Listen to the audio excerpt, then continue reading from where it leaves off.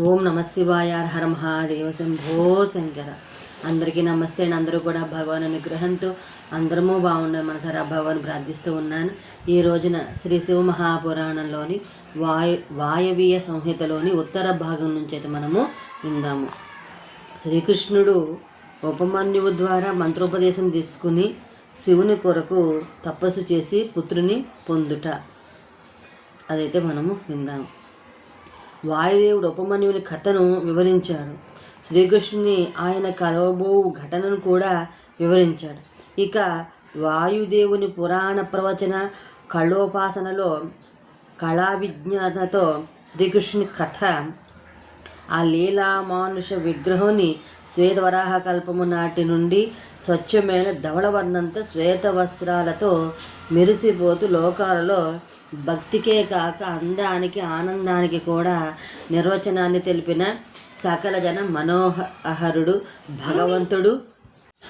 భగవంతుడగు శ్రీకృష్ణుని జీవితంలోని ఒక ముఖ్యమైన ఘట్టాన్ని వివరింపబోచున్న వాయుదేవుడు ముందా శివునికి జగదానందకారకునికి క్రింది విధంగా నమస్కరించి కథను చెప్పుటకు ఉపక్రమించాడు. మహర్షులారా, శ్రీకృష్ణ పరమాత్మ తానే సాక్షాత్ భగవంతుడైనప్పటికీ, ఘటనా సమర్థుడైనప్పటికీ బ్రహ్మరాతను గౌరవించి సంతానం కోసమై శివుని నుండి దాన్ని పొందాలని మార్గోపదేశించుటకు ఉపమన్యుని కలవాలని మహర్షి వద్దకు వచ్చాడు. సనాతనుడకు వాసుదేవుడు తనంతట తానే అవతరిస్తాడు.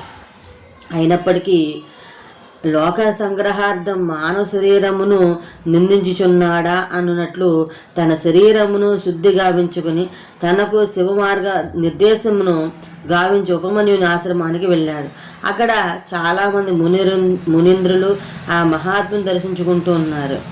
పరమాత్మ స్వరూపుడైన శ్రీకృష్ణుడు కూడా సామాన్యుల వలె ఆ చెట్టుకు వెళ్ళి నిలబడి చేతులు జోడించి ఆ మహాముని దర్శనం చేసుకున్నాడు. ఆ మునీంద్రుని అంగాలన్నీ భస్మంతో దేదీప్యమానమై కనిపిస్తూ ఉన్నాయి. మస్తకము త్రిపురండం చేత అలంకరింపబడి ఉంది. ఆయన రుద్రాక్ష మాలాభూషితుడై ఉన్నాడు. జటామండలం చేత విరాజులతో ఉన్నాడు. శాస్త్రముల్లో వేదంలాగా తన శిష్యులకు మహర్షులచే పరివేష్టితుడై ఉన్నాడు. శివుని జ్ఞానమున తత్పరుడై కూర్చుని ఉండగా మహా తేజస్వియగు ఆయనను దర్శించి శ్రీకృష్ణ గోత్రనామాలను చెప్పుకుని నమస్కరించాడు. అప్పుడు ఆ ముని సమస్త శరీరం రోమాంచితం కాగా శ్రీకృష్ణుడు మిగులు ఆదరభావంతో 3 మార్లు మునీంద్రునకు ప్రదక్షిణ చేశారు. తదుపరి తల వంచి చేతులు జోడించి ఆ మునికి నమస్కరించారు. అప్పుడు ఉపమన్యుడు విధిపూర్వకంగా అగ్నిరితి భస్మ ఇత్యాది మంత్రములతో శ్రీకృష్ణుని శరీరమునందు భస్మం పూశాడు. తరువాత అవసరమైన మంత్రములు అన్నింటిని ఉపదేశించి 12 నెలల పాశుపత వ్రతమును ఉపమన్యు మహాముని ఉపేంద్ర పరమాత్మచే చేయించాడు. పిమ్మట మునీంద్రుడు ఆ స్వామికి శివునికి సంబంధించిన ఉత్తమ జ్ఞానాన్ని ప్రసాదించాడు. ఆ సమయం వరకు ఆగి ఉత్తమ వ్రత పాలకులైన సకల దివ్య పాశుపత మునీంద్రులు ఆ శ్రీకృష్ణునికి 4 వైపులా చుట్టుకుని దేవదేవుని వద్ద కూర్చోవడం మొదలుపెట్టారు. పిదప పరమ శక్తివంతుడగు శ్రీకృష్ణుడు గురువు ఆజ్ఞతో పుత్రుల కొరకు పరమ దయామయుడు సర్వసమర్థుడగును సాంబశివుని ఆరాధించు తలంపుతో తపస్సు చేశాడు. 1 సంవత్సరం తర్వాత ఆ తపస్సుకి సంతుష్టుడే పరమ ఐశ్వర్యశాలీను పరమేశ్వరునగు సాంబశివుడు పరివారంతో సహా శ్రీకృష్ణునికి దర్శనం ఇచ్చాడు. వరములొసగుటకు సగటుకు ప్రత్యక్షమైన సుందరాంగుడకు మహాదేవునికి శ్రీకృష్ణుడు దేవతలు చేతులు జోడించి నమస్కరించాడు. ఆ ప్రభువును స్తుతించాడు. పరివారంతో కూడిన పరమేశ్వరునికే స్తవమును చేసి సంతృప్తిపరిచాడు. ప్రసురుడే వరమును కోరుకుమని అడిగిన అంబికేశ్వరుని పుత్ర సంతానము కోరిన శ్రీకృష్ణుడు ఆయన దయ వల్ల ఒక పుత్రుని పొందాడు. శివుడు తండ్రి బిడ్డలని ఆశీర్వదిస్తూ అంతర్ధానము చెందాడు. ఉపమన్యు ద్వారా పాశుపత జ్ఞానోపదేశం నందిన వాసుదేవుడు సూత మహర్షి సౌనకాది మహామునులకు వాయుదేవుడు తన అడిగిన బ్రహ్మర్షులకు ఇలా చెప్పసాగాడు. మునింద్రులారా, శ్రీకృష్ణ రూపధారి అయిన శ్రీకృష్ణ మహావిష్ణు భగవానుడు ఉపమన్యు మహర్షి వద్దకు మరలా వచ్చి ఆ మహామేధావి అయిన తపోధముని వినయంగా ఇలా ప్రశ్నించాడు. భగవన్ మహాదేవుడు పార్వతీదేవికి పాశుపత జ్ఞానాన్ని, సంపూర్ణ విభూత్యుపదేశాన్ని ప్రసాదించాడని విన్నాను. ఆ పాశుపత జ్ఞానం అనగానేమి? పశుపతికి సంబంధించినదే కదా. పశుపతి అని పేరు శివునికి ఎలా వచ్చింది? అసలు ఈ పశువులెవరు? వాటిని కట్టిందెవరు? విప్పిందెవరు? మహాత్ముడైన వాసుదేవుడు ఇలా అడగగానే అంతటి వానికి చెప్పే అవకాశం వచ్చినందుకు లోలోన ఉప్పొంగిపోతూ మనసుతోనే గౌరీ శంకరులకు ప్రణామం చేసి ఇలా ప్రవచించసాగాడు ఉపమన్యుడు. దీనశరణ్య దేవకీనందన, బ్రహ్మతో మొదలుపెట్టి ఈ విశ్వంలోనున్న స్థావర జంగమాత్మక వస్తువులన్నీ శివుని సేవించే ఆయన యొక్క పశువులే. ఇక్కడ పశువు అనేది ఆధ్యాత్మిక పదం, అంతేగాని సామాజిక వాడుకల్లో తిట్టు కాదు. ఈ పశువులన్నింటికీ సంరక్షకుడు కావున శంకర భగవాని పశుపతిగా వ్యవహరిస్తారు. ఆయన వాటిని మలంతో మాయతో కట్టి ఉంచుతాడు. ఈ పాశాలను జ్ఞానులకు కట్టడం మనం ఎంత ఎక్కువగా చదువుకుంటే ఆ మాయాది పాశాలు అంత వదులుతూ ఉంటాయి. సంపూర్ణ జ్ఞానవంతులను పూర్తిగా ఆదిదేవుని ఆదేశంతో వదిలేస్తాయి. ఇప్పటిదాకా పురాణాల్లో మానవుని సుఖపెడుతూ బాధపడుతూ అతని జీవితంలో ప్రముఖంగా ప్రకాశించు 24 తత్వాలను విషయవాంఛలని చెప్పారు కదా. అవే త్రాళ్లే మానవాదులను ఇక్కడ అంటే పశువులను కట్టిపడేస్తాయి. ఈ పాశాలతోనే బ్రహ్మ దగ్గర నుండి కిరీటం దాకా అన్నింటినీ బంధించి లాగుతూ శివుడు లోకానికి కావలసిన పనులను చేయిస్తూ ఉంటాడు. శివాజ్ఞ సమస్త దేవతలకు అనులంఘనీయం. ఆయనచే ప్రేరితుడయ్యే దేవరాజు ఇంద్రుడు ఆయన పాశప్రాణతోనే దేవతలు పాలనము, దైత్యులు దమనము చేస్తూ ఉన్నాడు. ముల్లోకాల సంరక్షణ కూడా కావిస్తూ ఉన్నాడు. జలతత్వాన్ని సదా పాలిస్తూ సంరక్షణ భారాన్ని వరుణుడు పాపల నోటి వీటిని ఆపుతూ శిక్షించడం కూడా చేస్తూ ఉన్నాడు. ధనస్వామి యక్షేంద్రుడు కుబేరుడు ప్రాణులకు పుణ్యానికి తగ్గట్టుగానే సంపదలిస్తూ ఉత్తమ బుద్ధి గల పురుషులు ఆస్తులను పెంచుతూ జ్ఞానాన్ని కూడా పెంచే బాధ్యతను నిర్వర్తించిన శివ ఆజ్ఞ మేరకే ఈశ్వరుడే ఆ సాధు పురుషులను నిగ్రహిస్తాడు. కొంత వీరి ద్వారా కూడా ఆదిశేషుని శ్రీహరి యొక్క తామస రౌద్రమూర్తిగా పరిగణిస్తారు. ఆయన భూమిని మోయడం, జగత్ప్రళయం లోపాలు పంచుకోవడం, ఆ రౌద్రాంశ వల్లనే విశ్వేశ్వరుని ఆజ్ఞతో లోకాలను సృష్టించే బ్రహ్మ ఆ స్వామి కోరినప్పుడు తాను అన్య మూర్తులను ధరించి పాలనలోనూ సంహారంలోనూ కూడా ఇద్దరికి తోడ్పడతారు. ఇక విష్ణువు ఆయన అవతారాలన్నింటితో కృత్యాలన్నింటితో సహా శివశంకరులోని భాగమే. సూర్యభగవానుడు శివాజ్ఞ మేరకు తన సాత్విక రాజస తామసమనే 3 అంశాల ద్వారా జగత్తుని వెలిగిస్తాడు, పోషిస్తాడు. ఘనంగా మారి మరింత శుచికరం కావిస్తాడు. చంద్రశేఖరుడైన శివుని కారణంగానే చంద్రుడు ఔషధులను పోషించి ప్రాణులను ఆహ్లాదపరచడమే కాక దేవతలకు తన కళలతో కూడిన అమృతాన్ని తయారు చేసి ఇస్తూ ఉన్నాడు. ఆదిత్యులు, వసువులు, రుద్రులు, అశ్విని దేవతలు, మరుద్గణాలు, ఋషులు, సిద్ధులు, నాగగణాలు, మనుష్యులు, మృగాలు, పక్షియాదు, నదులు, సముద్రాలు, పర్వతాలు, అడవులు, సరస్సులు, అంగసహితంగా వేదాలు, శాస్త్రాలు, మంత్రాలు, వైదిక స్తోత్రాలు, యజ్ఞయాగాలు, కాలాన్ని నుండి శివపర్యాంతరం గల భవనాలు, వాటి అధిపతులు, అఖండ బ్రహ్మాండం, దాని ఆవరణలు, ఇలా మనం విన్నవి, కన్నవి, తెలుసుకున్నవి విననివి అన్నీ కూడా శివుని చేతనే పోషింపబడుతూ ఉన్నాయి. ఆయన ఆదేశాల మేరకే నడుస్తున్నాయి. శివుని ఆజ్ఞ లేనిదే ఏమైనా కుట్టదు. తర్వాత సదాశివుని సర్వవ్యాపకత్వ వర్ణన అయితే విందాము. ఏనుగు తుండాన్ని మించిన బలమైన బాహువులతో ప్రకాశించే ప్రభువుని, పిండాండము నుండి పుట్టిన జగత్తునే పిడికిట బట్టిన సమర్థ పరాక్రమ సంపన్నుని, బ్రహ్మతలనే కత్తిరించిన అఖండుని, హరిని శరమగు మేరువును విల్లుగన్ను చేసి సాధించగలిగానని భజించెదను. ఉపమన్యు మహర్షి ఉపేంద్రావతారుడైన నీలమేఘశ్యాముని ఇంకా ఇలా చెప్పసాగాడు. రమ్య గుణ సాంద్ర శ్రీకృష్ణచంద్ర, శివుని సర్వవ్యాపకత్వ గూర్చి వినిపిస్తాను. బ్రహ్మ విష్ణు రుద్రమహేశాన సదాశివ, ఈ 5 ఈ పరమేశ్వరుని పంచమూర్తులు సంపూర్ణ విశ్వమంతటా విస్తరించి ఉన్నాయి. ఇవి కాక కూడా ఆయనకు మరొక 5 శరీరాలు ఉన్నాయి. వాటిని పంచబ్రహ్మలు అంటారు. ఆ మూర్తులు కూడా విశ్వవ్యాప్తాలే. ఈశాన పురుష అఘోర వాసుదేవ సద్యోజాత, ఇవి మహాదేవుని విఖ్యాతమైన పంచబ్రహ్మమూర్తులు. వీటిలో ఈశాననము తలుమూర్తి శ్రేష్టతము. ప్రకృతి యొక్క సాక్షాత్భోక్త అయిన క్షేత్రజ్ఞుని రూపంలో వ్యాపించి ఉంటుంది. పురుష నామకమైన తత్పురుష అన్న ఇదే. ఈ శివ ప్రభు రూపము గుణాలకాశ్రయ రూపమై భోగ్యం అవ్యక్తమునకు ప్రకృతి యందుండి దాని నదుపు చేస్తుంది. ఇక మిక్కిలిగా పూజింపబడి మూర్తి అఘోర, ఇది ధర్మాది అష్టాంగాలతో కూడిన బుద్ధితత్వాన్ని తన అధిష్టానంగా చేసుకుని ఉంటుంది. వామదేవుడు అహంకారానికి అధిష్టానానికి ఆగమేత్తలైన విద్వాంసులు చెప్తారు. అమిత తేజస్వి అయిన శివరూపము సద్యోదాతుడు. ఈయన మనస్సుకి అధిపతి. ఈశాన పేరు గల శివమూర్తి. ఆకాశత్వానికి అనగా శ్రవణేంద్రియాలు, వాణి శబ్దానికి అధిష్టాత్రుడు వాసుదేవ.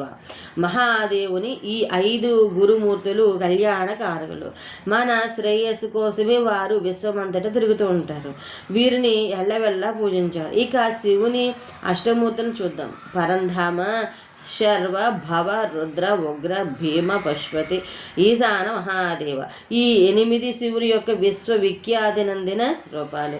మహేశ్వరుని యొక్క ఈ సర్వాది రూపాలు క్రమంగా భూమి, నీరు, అగ్ని, వాయువు, క్షేత్రజ్ఞ, సూర్య, చంద్ర అనే ప్రకృతి శక్తులను నడిపించి మానవాళి కళ్యాణంలోనే మగ్నులై ఉంటాయి. మహేశ్వరుని ఈశాన నామకమూర్తి దివాకర నామాన్ని ధరించి సంపూర్ణ జగత్తును కాంతిమంతం చేస్తూ ఆకాశంలో విహారం చేస్తూ ఉంటుంది. సూర్యుని లోక బాంధవునిగా కీర్తిస్తున్నాం కదా, దానికి మూలము పశుపతి. తర్వాత ఇది శివానీల విభూతల వర్ణన. శ్రీకృష్ణుడలా అడిగాడు. అమిత తేజస్వి అయిన సదా శివదేవుని మూర్తులే జగద్వ్యాపకములైన మనకందరినీ పెంచి పోషిస్తున్నాయని మీ ద్వారా తెలుసుకున్నాను. ఇక పార్వతీదేవి కూడా అంతటి శక్తివంతురాలేనని విన్నాను. ఆమె స్త్రీశక్తి, ఆమె స్వామి శిక్షక్తి ఎలా జగత్తులో వ్యాపించి దాన్ని కాపాడుతున్నాయి మీ ద్వారా వినగోరుతున్నాను.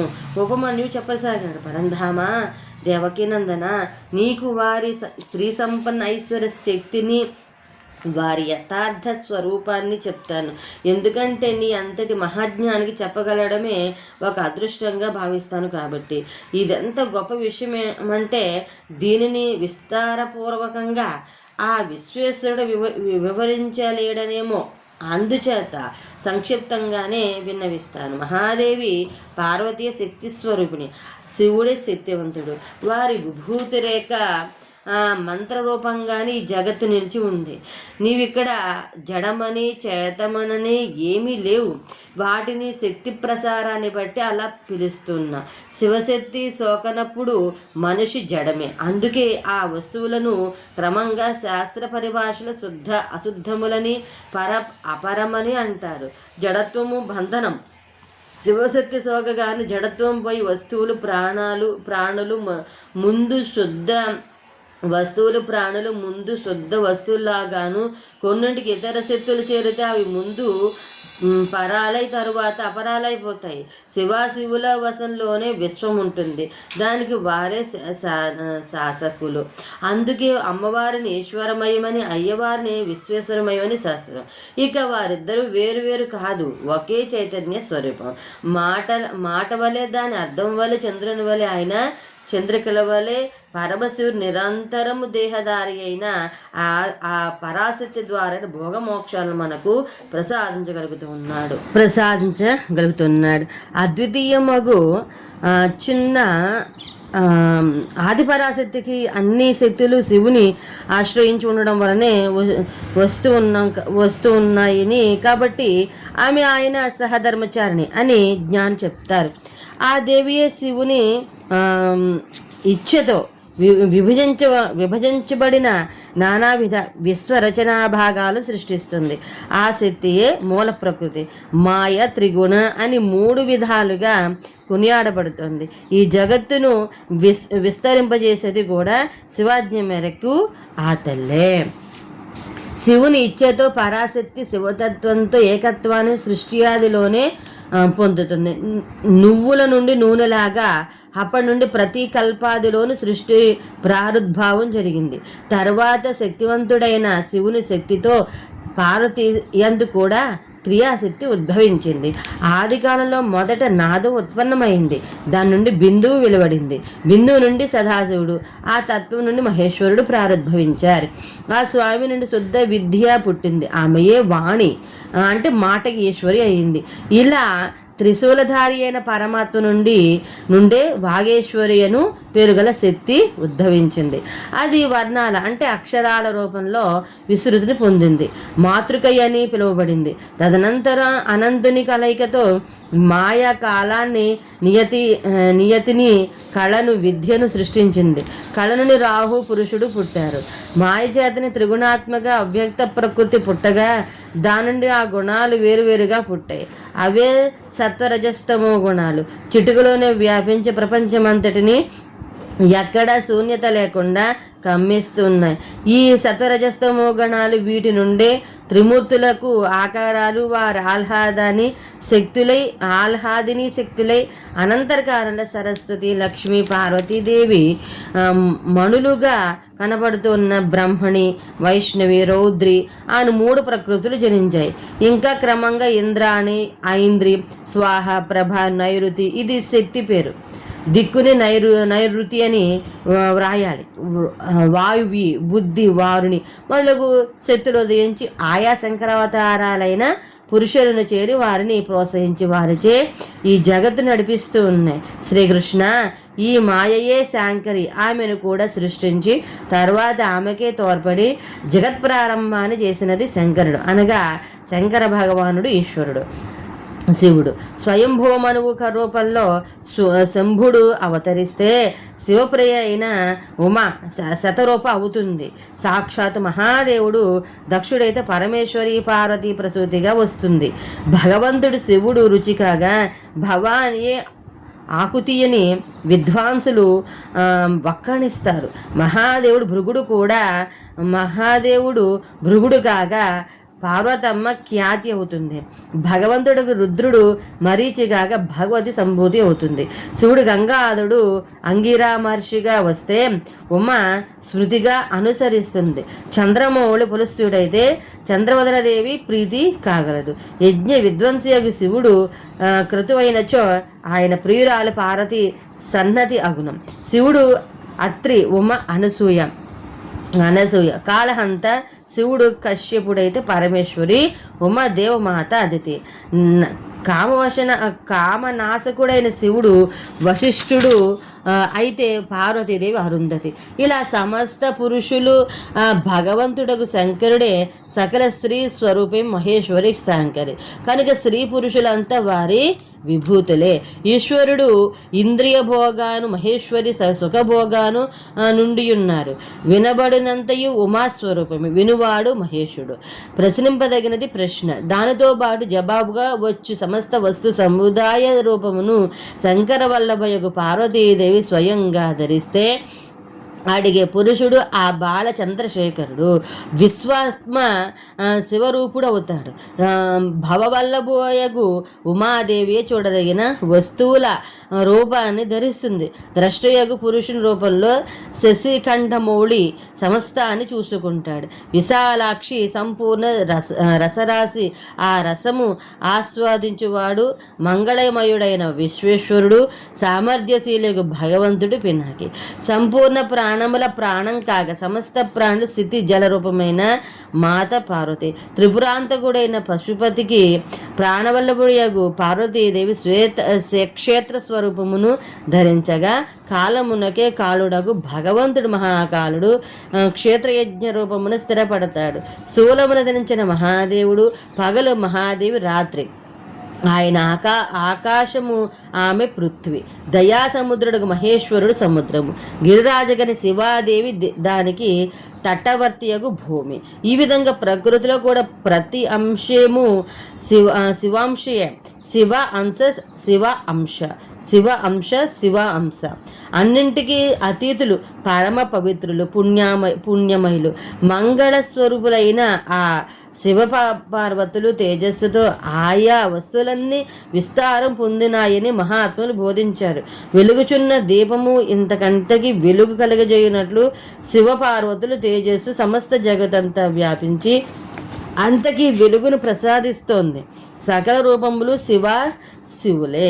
వారే సమస్తానికి శ్రేయస్సును చేకూర్చగలరు. అందువలన సదా వీరిని పూజించి ఆ యొక్క అర్ధనారీశ్వర తత్వానికి నమస్కరించి చింతన చేయాలి. శ్రీకృష్ణ పరమాత్మ నేడు నేను అంటే ఉపమన్యువు మీ సమక్షాన నా బుద్ధికి తోచినట్లు పార్వతీ పరమేశ్వరుల యథార్థ స్వరూపాన్ని వర్ణించాలనుకుంటున్నాను కానీ నిజానికి వారిని వర్ణించడం సాధ్యం కాదు. అది హద్దు లేనిది, పరిమితి లేనిది, మహాత్ముల మనసుకి కూడా అందనిది. ఇక్కడ నేను వర్ణించినది ప్రాకృతమైనది, అందువల్ల అపరాయని భావించబడుతున్నది. దీనికి భిన్నమైన అప్రాకృతము పరా విభూతి గుహ్యమైంది. అది మనసుకు ఇంద్రియాలకు అందదు. మనసు ఇంద్రియాలతో కూడా వాణి అచ్చటికి చేరలేక తిరిగి వస్తుంది. పరమేశ్వరుని ఆ విభూతియే పరమధామము, అదే పరమగతి, పరమావధి. శ్రీకృష్ణ నీవు స్వయంగా పరమాత్మవు, శివభక్తుల్లో ప్రథముడవు, యోగ్యుడవు కనుక నీకు మహత్తత్వమైన శివ పార్వతుల యథార్థతత్వాన్ని గోపనీయమైనప్పటికీ తెలిపాను. శిష్యుడు కాని వానికి శివోపాసకులు కాని వారికి, భక్తులు కాని వారికి ఇలాంటి అరుదైన ఉపదేశమును ఇవ్వరాదని వేదశాసనము. తరువాత ఋషులకు పరమేశ్వరునికి శక్తి సాక్షాత్కారము, శివధర్మాలు సర్వాతీత స్వరూపము. ఉపమన్యుడు ఇలా చెప్పసాగ, శ్రీకృష్ణ పరమేశ్వరుడైన శివుని యొక్క స్వాభావిక శక్తి విద్య. ఇది తన అర్ధమాత్రం అంటే నాదము ద్వారా శివస్వరూపాన్ని బోధపరుస్తుంది. ఆ విద్య అన్నింటికంటే విలక్షణమైంది. శివుని ప్రభ ఒకటే కూడా అనేక రూపాల్లో ప్రకాశించినట్లు పరమాత్మని శక్తి ఒకటి అయి కూడా అనేక రూపాల్లో భాషిస్తుంది. ఆ విద్య శక్తి నుండి చేతన, ఇచ్చ, జ్ఞాన, క్రియ, మాయ మున్నగు అనేక శక్తులు అగ్నిలో నుండి కొన్ని వందల నిప్పు కణికలు వెలువడినట్లు ఆవిర్భవిస్తాయి. దాని చేతనే సదాశివుడైన ఈశ్వరుడు మొదలుగా గలవారు విద్యేశ్వరాది పురుషులు కూడా ప్రకటమయ్యారు. పరాత్పర ప్రకృతి కూడా దాని చేతనే పుట్టింది. మహత్తత్వం మొదలుకొని సమస్త వికారములు, అజుడు మొదలగు ఆకారములు కూడా ఆ శక్తి నిందే ఉదయించారు. ఇవే కాక ఇతర సమస్త వస్తువులన్నీ ఆ శక్తి కాయములే, అందులో సంశయము లేదు. ఆ శక్తి సర్వవ్యాపిని, సూక్ష్మము, జ్ఞానానంద రూపము కాగలదు. దానివలనే సీతాంశు భూషణుడు భగవంతుడగు శివుడు శక్తిమంతుడని చెప్పబడుతుంది. ఆయన వేద్యుడు, శక్తి స్వరూపిణి యొక్క పార్వతి విద్య. ఆ శక్తి స్వరూపిణి యొక్క దేవియే ప్రజ్ఞ. శృతి, స్మృతి, ధృతి, స్థితి, నిష్ట, జ్ఞానశక్తి, ఇచ్ఛాశక్తి, క్రియాశక్తి, ఆజ్ఞాశక్తి. పరం బ్రహ్మ, అపరాణములకు 2 విద్యలు, శుద్ధ విద్య, శుద్ధ కళ. ఇవన్నీ శక్తి కార్యాలు. మాయ, ప్రకృతి, జీవుడు వికారములు, వికృతి, అసత్తు, శత్తు మొదలగు దొరికేవన్నీ ఆ శక్తి చేతనే వ్యాపించినవి.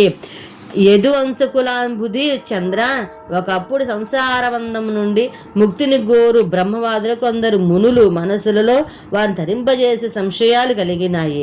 ఈ ప్రపంచం పుట్టడానికి గాని ఇలా నిలబడ్డానికి గాని కారణం ఏమిటని వారు పరస్పరము కలిసి మేధస్సులను కలిపి యథార్థ రూపమును వీక్షించారు. అప్పుడు మరిన్ని ప్రశ్నలు పుట్టుకొచ్చాయి. ఈ జగత్తుకు కారణమేమి? మనం ఎవరి నుండి జన్మించాము? దేనిచే జీవిస్తూ ఉన్నాం? మన నిశ్చల స్థితి ఎక్కడుంది? మన అధిష్టానత ఎవరి సంయోగంతో సుఖదుఖాలను అనుభవిస్తూ ఉన్నాయి? ఈ విశ్వాన్ని అనులింగనీయంగా ఎవరు వ్యవస్థీకరించారు? కాలం, స్వభావం, నియతి, నిశ్చిత ఫలాన్నిచ్చే కర్మ, ఆకస్మిక ఘటన అనేవి ఇందుకు కారణమని చెప్తే అది యుక్తియుక్త మనిపించదు. పంచభూతాలు జీవాత్మ కూడా కారణం కాదు.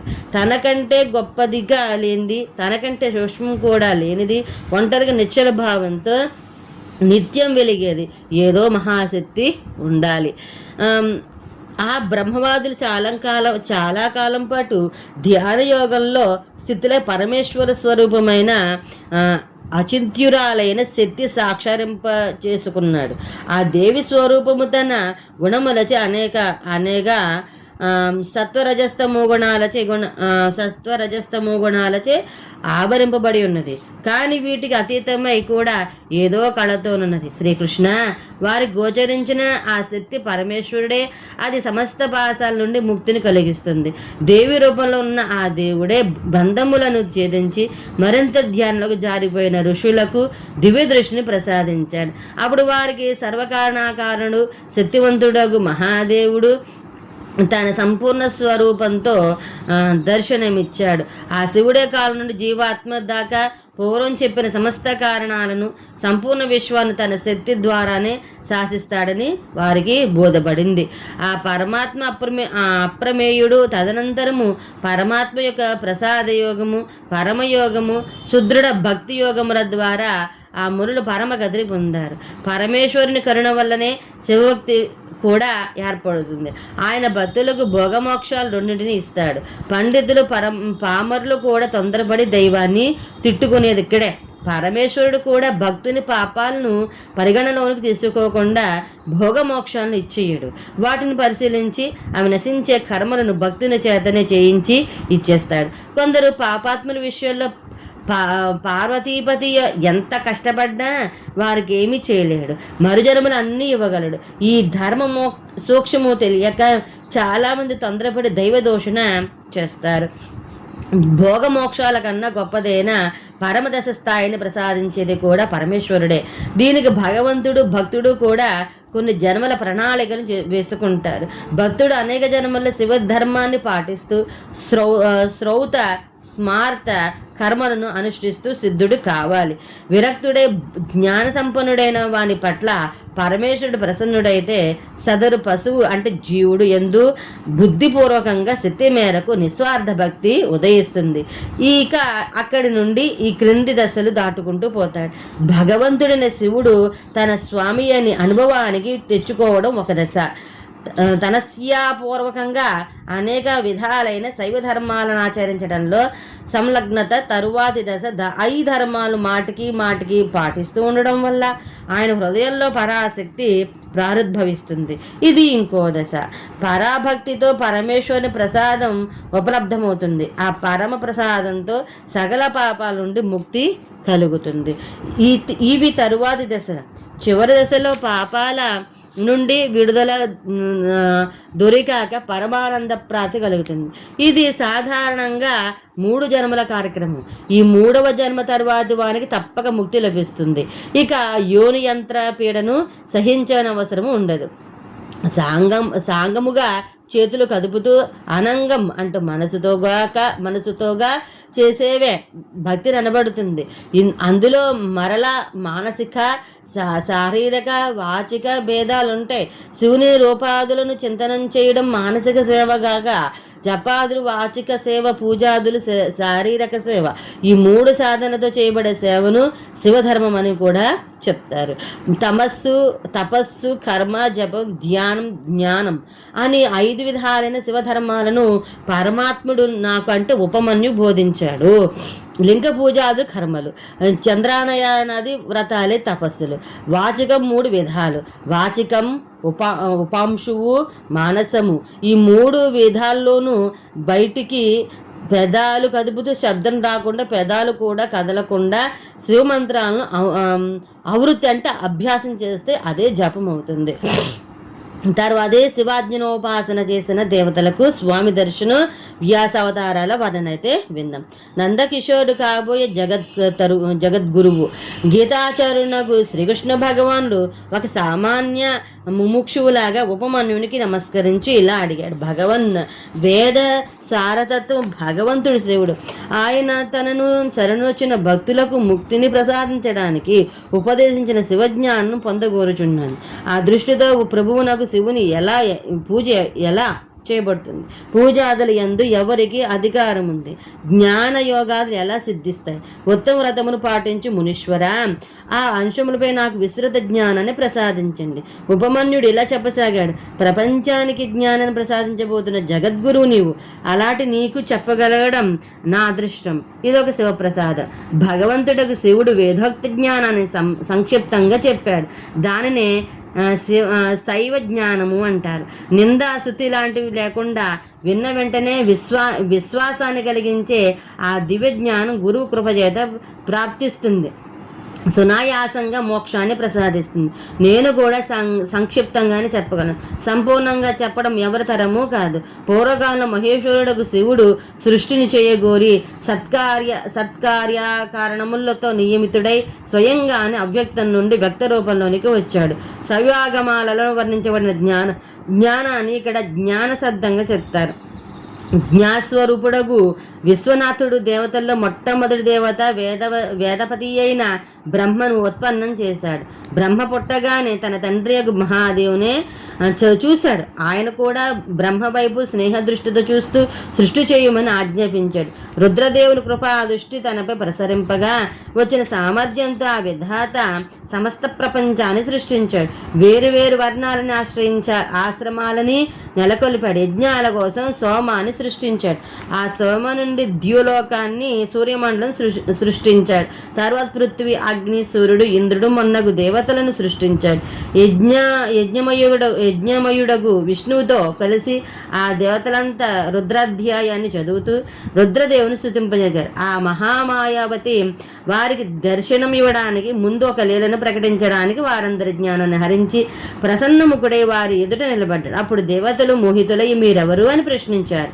అప్పుడు మహాదేవుడు ఇలా చెప్పాడు. శ్రేష్ఠులకు దేవతలారా, అన్నింటికంటే ముందు నేనే ఉండేవాడిని. ఇప్పుడు కూడా సర్వత్రా నేనే ఉన్నాను. రాబోయే కాలంలోనూ కూడా అది అంతమైన నేనుంటాను. నన్ను ఎరిగినవాడు ముక్తుడు అవుతాడు అని చెప్పి భగవంతుడు రుద్రుడు అక్కడే అంతర్ధానము అయ్యాడు.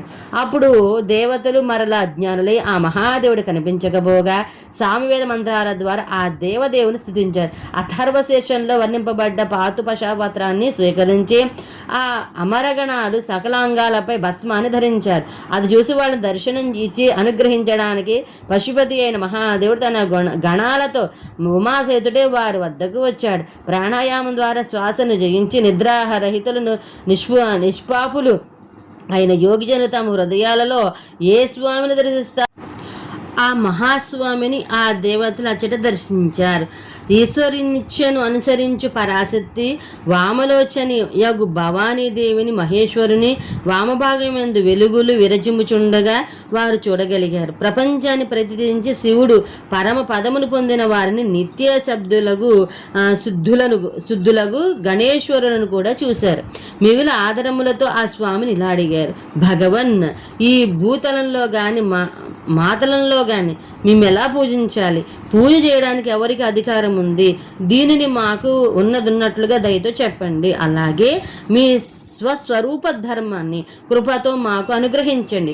దేవేశ్వరుడు శివుడు చిరునగవుతో వారిని చూస్తూనే మిక్కిలి భయంకరమైన తన సూర్యమయ స్వరూపాన్ని వారికి చూపించాడు. ఆ స్వామి యొక్క స్వరూపం సకలేశ్వర్య సంపన్నమై సర్వతేజోమై సర్వతోత్కృష్టమైన భక్తులతో, మూర్తులతో, అంగాలతో, గ్రహాలతో, దేవతలచే పరివేషిష్టమై ఉన్నది. ఆ స్వామికి 8 ముఖాలున్నాయి. ఆ స్వామి భాగము స్త్రీ రూపముగా మెరుస్తుంది. అట్టి అద్భుతమైన ఆకారమును, ఆశ్చర్యకరమైన అభివ్యక్తిని చూడగానే దేవతలు, సూర్యదేవుడు, పార్వతీదేవి, చంద్రుడు ఆకారం, వాయువు, తేజస్సు, బలము, జలము, పృథ్వీ ఇంకా మిగిలిన పదార్థాలన్నీ శివస్వరూపమేనని అది తెలిసింది. తదుపరి వారు శివులోని సూర్య భగవానునికి అర్ఘ్యమునొసగి నమస్కరించి ఇలా అన్నారు: సింధూరవర్ణాయ సుమండలాయ సువర్ణ వర్ణాభరణాయ తుభ్యం పద్మాభనేత్రాయ సపంకజాయ బ్రహ్మేంద్ర నారాయణ కారణాయ అని ఉత్తమ రత్నాలతో నిండి సువర్ణము, కుంకుమ, కుశలు, పుష్పాలతో కూడిన నీటిని బంగారు పాత్రల్లో పోసి ఆ దేవేశ్వరుని నమస్కరించి అర్ఘ్యమిచ్చి ఇంకా స్తుతించారు. తర్వాత శివుడు వారందరిని దీవించి వెళ్ళిపోతే సకల శాస్త్రాల్లో శివశాస్త్రము శ్రేష్టమని, దాని ద్వారా శివ పూజాధికారము బ్రాహ్మణులకు, క్షత్రియులకు, వైశ్యులకు ఉన్నదని తెలిపిన. ఇలా చాలా కాలం గడిచింది. ఆ శాస్త్రము మాయమైపోయింది. అప్పుడు భగవంతుడిని శంకరుని ఒడిలో కూర్చుని ఉన్న పార్వతీదేవి తన పతిని ఈ శాస్త్రమును సముద్ధరించి సకల ప్రపంచానికి ప్రసాదింపమని వేడుకుంది. ఆ చంద్రభూషణుడు వెంటనే వేదసారాన్ని తీసి ఆగమములయందు ఉత్పన్నమగు శాస్త్రమును మాకు ఉపదేశించగా, నేను గురుదేవుడగు అగస్త్యుడు, మహర్షి దదీచియగు కూడా లోకమునందు ఆ శాస్త్రమును ప్రచారం చేశాము. శూలపాణియగు మహాదేవుడు స్వయంగా కూడా వివిధ మహర్షి రూపాలతో భూతలమును అవతరించి తనను ఆశ్రయించిన జనుల ముక్తి కోసము ఈ శాస్త్రాన్ని ప్రసాదించాడు. వ్యాసదేవుని విభిన్న అవతారముల ద్వారా శివుడు వేదములను, శాస్త్రములను ప్రచారం చేశాడు. వాటిలో శివశాస్త్రం ప్రముఖమైంది. ఋభువు, సత్యుడు, భార్గవుడు, అంగీరుడు, సవిత, మృత్యువు, ఇంద్రుడు, మునివరుడైన వశిష్ఠుడు, సారస్వతుడు, త్రిధాముడు, త్రివృతుడు, శతజేజుడు, సాక్షాత్తు ధర్మస్వరూపుడగు మహర్షి నారాయణుడు, స్వరక్షుడు, ఆరుణి, కృతంజయుడు, భరద్వాజుడు, గౌతముడు, వాచశ్రవుడు, సూక్ష్మాయణి, తృణబిందు ముని, కృష్ణుడు, శక్తి, ఉత్తరుడు, జాతుకర్ణ్యుడు, హరి, కృష్ణద్వైపాయన ముని వీరందరూ వ్యాసుని అవతారములే. శంకరుడు సూర్యమండలం ఉన్నాడని భావించి దాని ముప్పొద్దుల ఉత్తమమైన అర్ఘ్యాన్నిచ్చి పూజించారు. వాసుదేవ సాక్షాత్ శివుడే యోగాచారులుగా అవతరించి కొందరు శిష్యులను తయారు చేసి వెళ్ళాడు. వారి పేర్లు శ్వేత, సుతార, మదస, సుహోత్రులు, కంతకాగాక్షి, మహామాయావ్యగు, జైగీషుయుడు, దీర్ఘబాహుడు, వృషభముని, అత్రి, సుపాలకుడు, గౌతముడు, వేదాసిరాముని, గోకర్ణుడు, గుహవాసి, శిఖండి, జఠమాలి, అట్టహాసధారకులు, లాంగూలి, మహాకాయుడు, శూలి, దండి, మండీషుడు, సహిష్ఠుడు, సోమశర్మ, నకులీశ్వరుడు. వీరంతా చెప్పినది ఒక్కటే, శివశాస్త్రం అధ్యయనము కర్మమోక్షదాయకులు. మోక్ష మార్గం నుండి విడివడి ఏ ఇతర వస్తువు కొరకైనా శ్రమించేవాడే మోహంలో, అంధకారంలో, మోగతనంలో పడి ఉంటాడు. తర్వాతి వర్ణాశ్రమ ధర్మాలు, శివ భజన, చింతన, జ్ఞానాల మహత్వైతే విందాం మనం. శివాని సంవాద రూపంలోనున్న ఆ మహా విషయాన్ని శ్రీకృష్ణునికి చెప్పసాగారు. మహాదేవుడు ఇట్లా పలికాడు: దేవేశ్వరి, ఇప్పుడు నేను అధికారులు, విద్వాంసులు, శ్రేష్ఠులకు బ్రాహ్మణుల భక్తుల కొరకు వర్ణధర్మాలను సంక్షిప్తంగా తెలియజేస్తాను.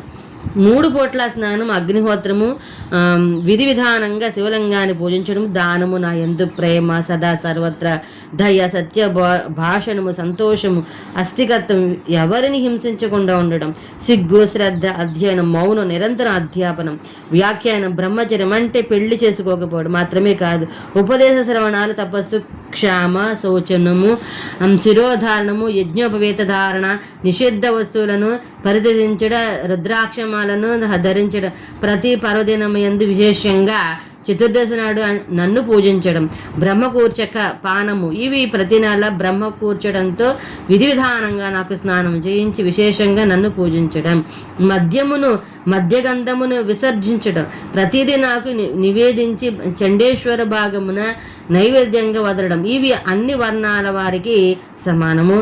ధర్మములు క్షమాగుణము, శాంతి, సంతోషము, సత్యం, అస్థేయం, దొంగతనము చేయకుండటం, శివజ్ఞానం, వైరాగ్యం, భస్మ సేవనం, అన్ని విధాలైన అస్తకుల నుండి నివృత్తులగుట, ఈ 10 బ్రాహ్మణులకు విశేష ధర్మాలుగా చెప్పబడ్డాయి. ఇప్పుడు యోగుల యొక్క లక్షణాలను విను.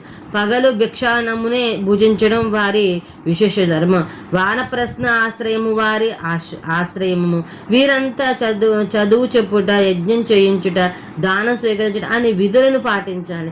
ఇక రాజులు అనగా క్షత్రియ వర్ణము వారందరికీ అన్ని వర్ణాల వారికి రక్షించడం, యుద్ధంలో మాత్రము శత్రువులను చంపడం, దుష్టములైన పక్షులను, క్రూరమొగాలను, దురాచారులైన మానవులను అణచివేయడం తప్పనిసరి ధర్మాలు. రాజు అందరినీ ప్రేమించాలి, కానీ ఎవరిని పూర్తిగా విశ్వసింపరాదు. ఋతుకాలం స్త్రీ సంగమం చేయడం, బంగారాన్ని సంరక్షించడం, గూఢాచారుని పంపి లోకమున ఇంట బయట జరుగు విషయాలను తెలుసుకోవడం, అన్ని వేళలోనూ అస్త్రాలను ధరించడం, భస్మమయ కవచాన్ని ఎల్లవేళలా వేసుకుని ఉండడం, రాజుల ధర్మాలు, గోవులను రక్షించుట, వాణిజ్యం, కృషి, ఇవి వైశ్య ధర్మాలు. తోటలు వేయడం, తీర్థయాత్రలు చేయడము, ధర్మపత్నితో మాత్రమే సంతానం కోసమే సంగమించడం, అతిథులను ఆదరించడం, గృహస్థ ధర్మాలు. దేవేశ్వరి, అందరూ సదా నన్ను ధ్యానిస్తూ నా షడక్షర మంత్రాన్ని జపిస్తూ ఉండాలి. ఇదే సంపూర్ణ వేదోక్త ధర్మము, ఇదే ధర్మార్థ సంగ్రహం. శివ యోగులు అందును నా అనుగ్రహంతో విశుద్ధములైన పురుషులు నా స్వరూప జ్ఞానములను కలిగి ఉంటారు. వారి కర్తవ్యములు విధి నిశేషములు ఉండవు. సమాధి కానీ శరణాగతి కానీ అవసరం ఉండదు. నాకు విధి నిషేధాలు లేనట్లు వారికి కూడా లేవు. తర్వాత పంచాక్షర మంత్ర మహాత్మ్య గురించి విందాం. విద్యావంతుడు వినయవీలి అయిన శ్రీకృష్ణుడు ఉపన్యు మహర్షిని ఇలా వేడుకున్నాడు. సర్వజనుడు మహర్షి సత్తమ, మీరు సమస్త జ్ఞానసాగరులు.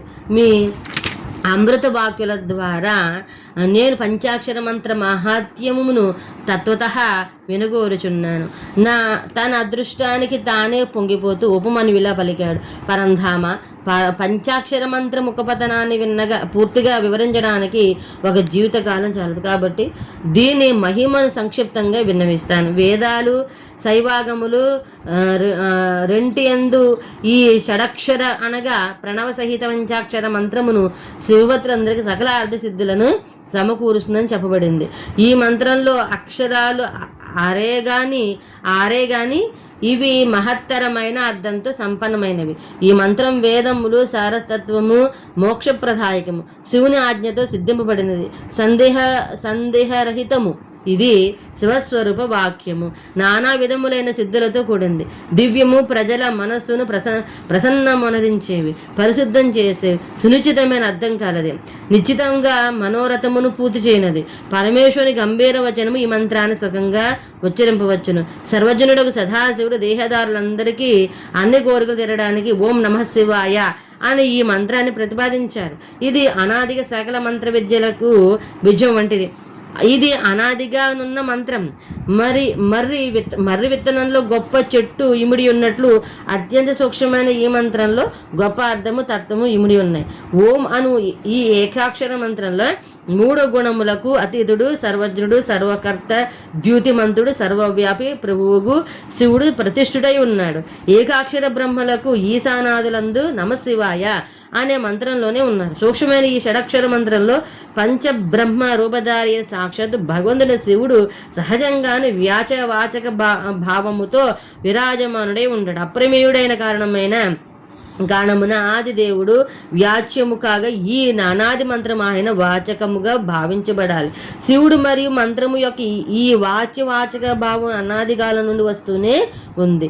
భయంకరమైన ఈ సంసార సాగరం ఆది కాలం నుండి పారుతూనే ఉన్నట్లు ఆ సంసారం నుండి ముక్తిని కలిగించే భగవంతుడకు శివుడు కూడా అనాది కాలం నుండి నిత్యం నిలబడే ఉన్నాడు. ఔషధం రోగాలకి సహజంగానే శత్రువైనట్లు ఆయన సంసారిక దోషాలకు సహజ శత్రువుని భావించవచ్చు, లెక్కించవచ్చు. ప్రకృతి జడము, జీవాత్మ అజ్ఞాని కనుక భగవంతుడైన విశ్వనాథుడు లేకుంటే ఈ జగము చీకటియే పోతుంది. ఆలోచిస్తే సర్వజ్ఞుడు పరమాత్మకు జీవుడు లేకుండా ప్రాణులాది సృష్టి సిద్ధింపదు. వైద్యుడు లేకుండా రోగిని సుఖానికి దూరంగా దుఃఖము చుట్టుముట్టినట్టుగా రోగి విలపించినట్లు సర్వజ్ఞుడైన శివుని ఆశ్రయం లేకపోతే సంసారి అయిన జీవుడు నానా విధాలైన క్లేశములను అనుభవిస్తూ బ్రతుకు బండిని ఈడుస్తూ బతకాలి. జీవుని సంసార సాగరును ఉద్ధరించే స్వామి అనాదిగా ఉన్నాడు, అంతటా వెలుగుతూ నిలిచి ఉన్నాడు. ఆయన ఆది మధ్యాంతరహితుడు, సహజంగా నిర్మలుడు, సర్వజ్ఞుడు, పరిపూర్ణుడు. ఆ స్వామిని శివనామంతో మనం పిలుస్తూ ఉన్నాం. శివాగముల్లో ఆ ప్రభువు స్వరూపం విశదంగా వర్ణింపబడింది. ఈ పంచాక్షర మంత్రము ఆ స్వామి అభిధానము, ఆ స్వామి శివుడు అభిధేయము. అభిధేయ అనగా వాచ్య రూపముగుట వలన ఈ మంత్రం పరమ శివస్వరూపమని సిద్ధింపబడింది. ఓం నమశివాయ అను షడక్షర శివవాక్యము శివజ్ఞానమే అవుతుంది. అలాగే పరమపదం కూడా అవుతుంది. ఇది వాదము కాదు, శివుని విధి వాక్యము. సమస్త లోకాలను అనుగ్రహించే స్వామి అబద్ధము పలుకడు కదా. అసత్య దోషంతో ఏనాడును పరిచయము లేని సర్వజ్ఞుడకు పరమశివుడు పంచాక్షర మంత్రం అనే నిర్మల వాక్యాన్ని రచించాడు. ఇది ప్రామాణికమైంది, ఇందులో సంశయం లేదు. విద్వాంసులు ఈశ్వరుని వచనాలపై శ్రద్ధ కలిగి ఉండాలి. ముఖ్యంగా పుణ్యపాప విషయాలలో పరమేశ్వరుని వచనములపై శ్రద్ధ లేనివాడు పదుదే నరకానికి పోతాడు. శాంత స్వభావులు శ్రేష్ఠులైన మునులు స్వర్గమోక్షాలు సిద్ధించడానికి ఒక చక్కటి మాట చెప్పారు. సుభాషితంగా తలచవలసిన ఆ మాట ఇది. కోమలం లలితం సంస్కృతం అయినప్పటికీ ఆ విద్యారాగితమైన వాక్యాలు ఎన్ని ఉండి ఏమి ప్రయోజనం? వినగానే కళ్యాణం కలిగించేది, రోగాది దోషాలను నశించేసేది అగు వాక్యం చక్కటి శబ్దాలతో కూడినది ఇలా కాకపోయినా శుభాన్ని కలిగిస్తూ ఉంది. మంత్రాలు ఎన్నో ఉన్నప్పటికీ, అక్షరాలు ఎక్కువ అయినప్పటికీ, వినడానికి ఇంపుగా ఉన్నప్పటికీ షరక్షర మంత్ర నిర్మాణాన్ని సర్వజ్ఞుడైన సకల జన ప్రేరకుడైన శివుడు చేశాడు. కాబట్టి దానికి సమానమైన మంత్రము ఇంకొకటి లేదు. షడక్షర మంత్రంలో 6 అంగులతో కూడిన సకల వేదాలు శాస్త్రాలు విరాజులతో ఉన్నాయి. సూత్రం వృత్తి కంటే వేరొకటైన షడక్షర మంత్రం 7 కోట్ల మహామంత్రాల కంటే అనేకమైన ఉపమంత్రాల కంటే భిన్నమైనది. శివజ్ఞానములు, విద్యాస్థలములు ఈ షడక్షర మంత్ర రూపానికి సంక్షిప్త భాష్యాలు. ఇది హృదయంలో ప్రతిష్ఠితమై ఉన్నవాడికి ఇతర మంత్రాలతో కానీ శాస్త్రాలతో కానీ పరిచయం ఉన్న వాటి వల్ల ప్రయోజనం ఉండదు. నమః పదంతో శివాయ పదాన్ని చేర్చి 4 చివర నిత్యం నిలబెట్టుకున్నవాడు అంటే పంచాక్షర మంత్ర జపంతో తత్పరుడైన వాడు. పండితుడైన, మూర్ఖుడైన, అంత్యజుడైన, అధముడైనా కూడా పాపపంజరం నుండి విముక్తుడవుతాడు అని. తర్వాత పంచాక్షర మంత్ర మహిమ, ఉపదేశ పరంపర విద్య అంగన్యాసంతో సహా ఒక పద్ధతి అయితే విందాం. వాసుదేవ, ఇక పంచాక్షరి మంత్ర మహిమను ఇతర వివరాలు వినిపిస్తాను. ఒకప్పుడు దీన్ని స్వయంగా శివదేవుడే పార్వతీమాతకు బోధించాడు. దుర్లంఘ్య కలుషిత కలికాలంలో ప్రపంచ పాపమయమై అంధకారంతో కప్పిబడిపోతుంది కదా, దానిని చీల్చి మనిషి మనస్సును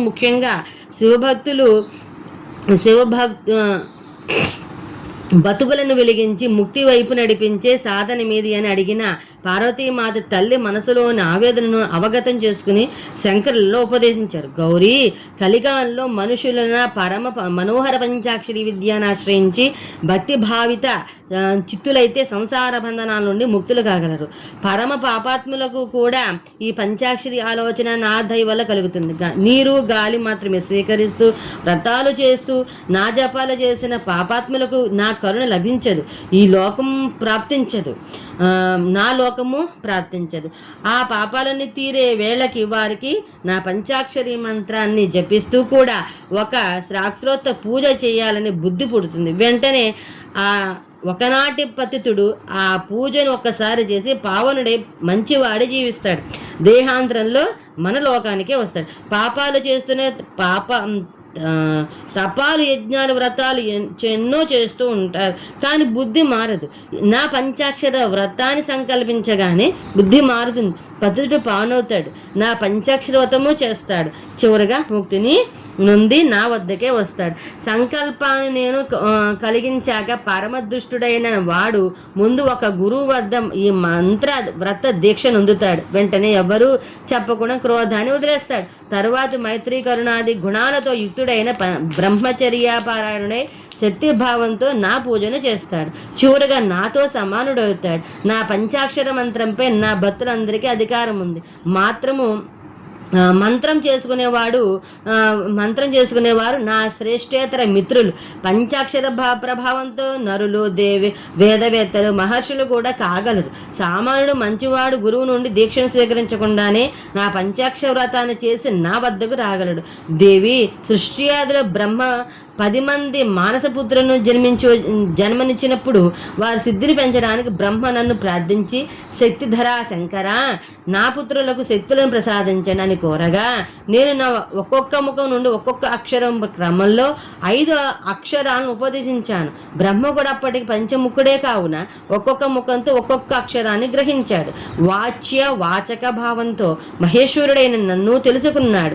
ఆ మంత్ర ప్రయోగాన్ని కనుగొన్నాడు. మహామేధావి ప్రజాపతి అయిన బ్రహ్మ ఒక విధి విధానంతో దాన్ని సిద్ధం చేసి తన పుత్రులకు యథావిధిగా ఆ మంత్రాన్ని దాని అర్థాన్ని కూడా ఉపదేశించాడు. వారు సాక్షాత్ లోకపితామహుడకు బ్రహ్మ ద్వారా పొందిన ఆ మంత్రరత్నాన్ని నన్ను ఆరాధించే కోరికతో ఆయన తెలిపిన పద్ధతిలో చెప్పిస్తూ మేరుపర్వత శంకరంపై ముంజవాన్ పర్వత సమీపంలో 1 సహస్ర వర్షాలు తీవ్ర తపస్సు చేశారు. ఆ ఋషులు భక్తిని చూసి నేను అప్పటికప్పుడు వారికి దర్శనమిచ్చాను. అర్జునైన ఆ ఋషులకు పంచాక్షర మంత్రము యొక్క ఋషి, ఛందస్సు, దేవత, బీజము, శక్తి, కీలకం, షడంగన్యాసము, దిగ్బంధం, వినియోగం, ఈ విషయాలంటే జ్ఞానాన్ని సంపూర్ణంగా నేను వారికి కలిగించాను. ఇక ఉత్తమ విద్య అయిన పంచాక్షి స్వరూపాన్ని వర్ణిస్తాను. మొదట నమః పదాన్ని ఉపయోగించాలి, తర్వాత శివాయ పదాన్ని ఉచ్చరించాలి. ఇదే సమస్త శృతులకు తలమానికము. సంపూర్ణ శక్తి సముదాయాల సనాతన బీజరూపమైన పంచాక్షర విద్య. ఈ విద్య మొట్టమొదట నా నోటి నుండి వెలువడింది. ఇందువలన కూడా ఇది నా స్వరూపాన్ని ప్రతిపాదిస్తుంది. దీని ఒక దేవీ రూపంలో ధ్యానం చేయాలి. ఈ దేవి చాలా అందమైంది. తప్తకాంచనం వంటి శరీరంగాల వర్ణకాంతులు, ఎత్తుగా బలిష్టంగా ఉండే పయోధరాలు, 4 భుజాలు, 3 కనులు, 2 చేతుల్లో పద్మం, కలో మిగిలిన రెండింటిలో వరద ముద్ర, అభయముద్ర, సౌమ్య ముద్ర, ముఖాకృతి, ఈ విధమైన సకల శుభలక్షణ సంపన్నమై సకలాభరణ విభూషితమైన ఆ దేవి విరాజులుతూ ఉంటుంది. ఆమె బంగారు రంగుల్లో నిజానికి పంచవర్ణాలు ఉన్నాయి. పసుపు, నలుపులతో కూడిన ఎరుపు, బంగారు రంగు, రక్తవర్ణము, ఈ వర్ణాన్ని బిందువనాదాలతో అలంకరించారు. ఈ దేవికి బింద్వారకము అర్ధచంద్రుని వలను నాదాకారము దీపశిఖతో సమాగంగాను ఉంటాయి. అర్థమైంది కదా. అపర్ణ, గౌరీ, సుందరి, వర్ణం అంటే అక్షరం కూడా శివుడు అంటే నేనే.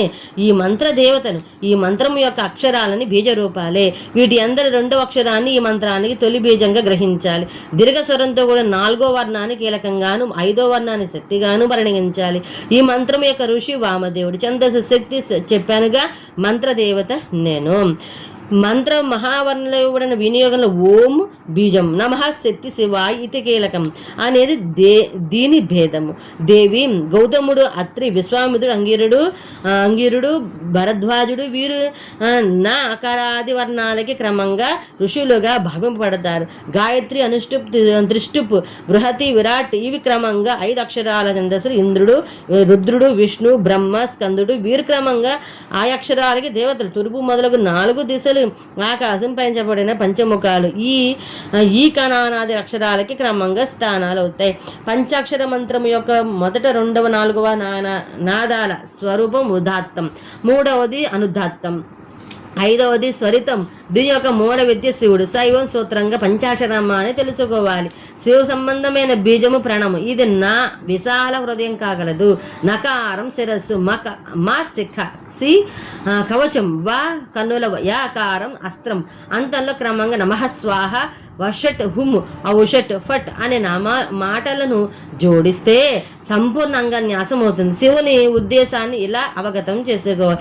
ఓం ఓం హృదయాయ నమః, ఓం నం శిరసే స్వాహ, ఓం మం శిఖాయ ఔషట్, ఓం సిం కవచాయ హుమ్, ఓం వాం నేత్రత్రయ ఔషట్, ఓం యం అస్రాయ ఫట్. ఇది హృదయాది షడంగన్యాస. కరన్యాసానికైతే ఇలా చెప్పుకోవాలి. ఓం ఓం అంగుష్టాభ్యం నమః, ఓం నం తర్జనీభ్యాం నమః, ఓం మం మధ్యమాభ్యం నమః, ఓం సిం అనామికాభ్యం నమః, ఓం వాం కనిష్టాభ్యాం నమః, ఓం యం కరతల పృష్టాభ్యాం నమః. వినియోగంలో ఋషులు మొదలగు వారు వచ్చారు కదా, వారి న్యాసాన్ని ఈ విధంగా చెప్పుకోవాలి. ఓం వామ దేవర్షియే నమః శిరసి, పంక్తి ఛందసే నమః ముఖే, శివదేవతాయ నమః హృదయే, మం బీజాయ నమః గుహ్యే, యం శక్తయే నమః పాదయోః, వాం కీలకాయ నమః నాభౌ, వినియోగాయ నమః సర్వాంగే.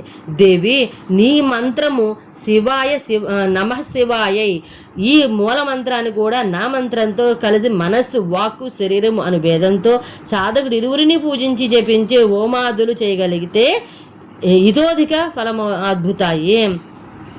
ఇక్కడ నుండి 30 అధ్యాయం దాకా శివుడు ఉపమన్యు సూత మహర్షి బోధించిన మంత్రోపాసన విధానము, మంత్రశాస్త్ర విషయాలు సామాన్యులకు చదవడానికి కష్టంగా ఉంటుంది కాబట్టి ఆ భాగాన్ని పరిహరించడమైంది. ముముక్షులు, జిజ్ఞాసులు బాధపడకుండా కొన్ని విశిష్టాంశాల నిబంధనలో ఇచ్చారనమాట. తర్వాత శివ పంచావతరణలో సర్వదేవతల స్థుతి, అభిష్ట సిద్ధి, శుభ సంపాదనేచ్ఛ.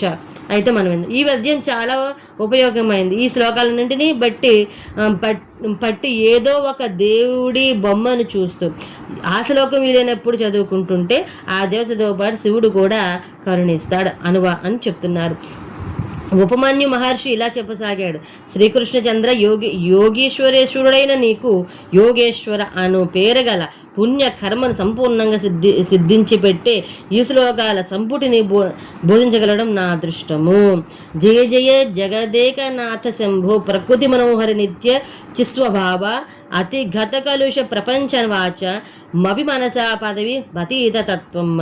జగత్తు ననేకైక రక్షుడు, నిత్య చిన్మయ ప్రకృతి మనోహరుడైన పరమేశ్వరుని తత్వము కాలుష్యరహితం, నిర్మలమైన వాణి గలది, మనసు కందనిది, స్వభావ నిర్మలాభోజ గజవయ సుందర చేష్టిత, స్వాత్మతుల్య మహాశక్తి, జయశుద్ధ గుణార్ణవ. సహజ సుందర విగ్రహుడైన స్వామి మహాశక్తి ఆయనతోనే సమానమైంది. విశుద్ధ కళ్యాణమయ గుణాలకు మహాసాగరం వంటి ఆ మహాదేవునికి జయము. అనంతకాంతి సంపన్న జయాసదృశ విగ్రహ, అత్కర్య మహిమాధార, జయ అనాగోర మంగళ. శివశంకర స్వామి మహిమ అతర్క్యం, ఏ తర్కానికి కొలబద్దకి లొంగదు. నిరంజన నిరాధార, జయ నిష్కారణోదయ, నిరంతర పదానంద, జయ నిర్వృతి కారణ. నిర్మలుడు, ఆధారహితుడు, కారణం లేకుండానే అంటే ఆయన దర్శనం కోసం పెద్దగా అవసరం పడకపోయినా కరుణించి కనిపించేవాడు. జయాది పరమేశ్వర్యం, జయాది కరుణాస్పద, జయ సర్వత్ర జయస్వ సర్వస్వ, జయ సదృశ వైభవ. జయ సదృశ, జయ అసృదృశ సాటిని వైభవం స్వామిది. అలాగే జయ అతి అతి పరమ ఐశ్వర్యం. అతి కరుణ ఆయన గుణాలు. జయావృత మహావిశ్వ జయానావృత కేనచిత్ జయోత్తర సమస్తస్య జయాత్యత్య నిరత్తర. జయ ఆవృత మహావిశ్వం, ఆయన విశ్వమంతా ఆవరించి ఉన్నాడు. ఆయన వృత్తిమైంది లేదు, ఆయన వృతమైనది లేదు. అందరికంటే శ్రేష్ఠుడు. నిరుత్తర ఆయన కంటే ఉత్తరుడు అనగా శ్రేష్ఠుడు లేడు. జయాద్భుత జయాక్షుద్ర జయాక్షత జయామ్యయ జయామేయ జయామాయ జయీ భవ జయామల. అక్షుద్ర అక్షత అవ్యయ, క్షుద్రుడు కానివాడు, దెబ్బ కొట్టబడివాడు, నాశనము లేనివాడు, అమేయ ఆధారం అక్కర్లేనివాడు శివుడు. జయాంబిగే జగన్మాతర్నయ సర్వజగన్మయ జయానవధి కైశ్వర్యే జయానుపమ విగ్రహే. అంబిక పార్వతీదేవి జగములుగన్నమ్మయమ్మ. అనవధిక ఇంకెవరికీ లేనంత ఐశ్వర్యం గలది. అనుపమ విగ్రహ, విశ్వంలోని సాటిలేని అందము కాంతి గల రూపమున్నది. జయ వాగ్మయాసాతి తేజయాచిత్ ధ్వాంతభంజికే జయ జరాహీనే జయ కాలోత్తరోత్తరే. వాక్ మనస అతీతే, మాటకు కానీ ఆలోచనకు కానీ లొంగనిది దేవి అచిత్ ధ్వాంత, చిక్కటి చీకటికి ప్రాలడోలున్నది. జన్మ జరాహీన, మరో జన్మ కానీ ముసలితనం కానీ లేనిది. కాల ఉత్తరతరే, కాలంపై కానీ యమునిపై కానీ ఎన్నో రెట్లు ఎక్కువ శ్రేష్టత గలది గౌరీదేవి. నీకు జయము. జయ అనేక విధానస్తే జయ విశ్వేశ్వర ప్రియ జయ విశ్వసురారాధ్యే జయ విశ్వ విజృంభణి. జయ అనేక ఎన్నో విధాలైన ఉనికి రూపాలు కలది. విశ్వంలోని దేవతలందరికీ ఆరాధింపబడేది. జయమంగళ దివ్యాంగి, జయమంగళ దీపికే, జయమంగళ చరిత్ర, జయమంగళ ధాయిని.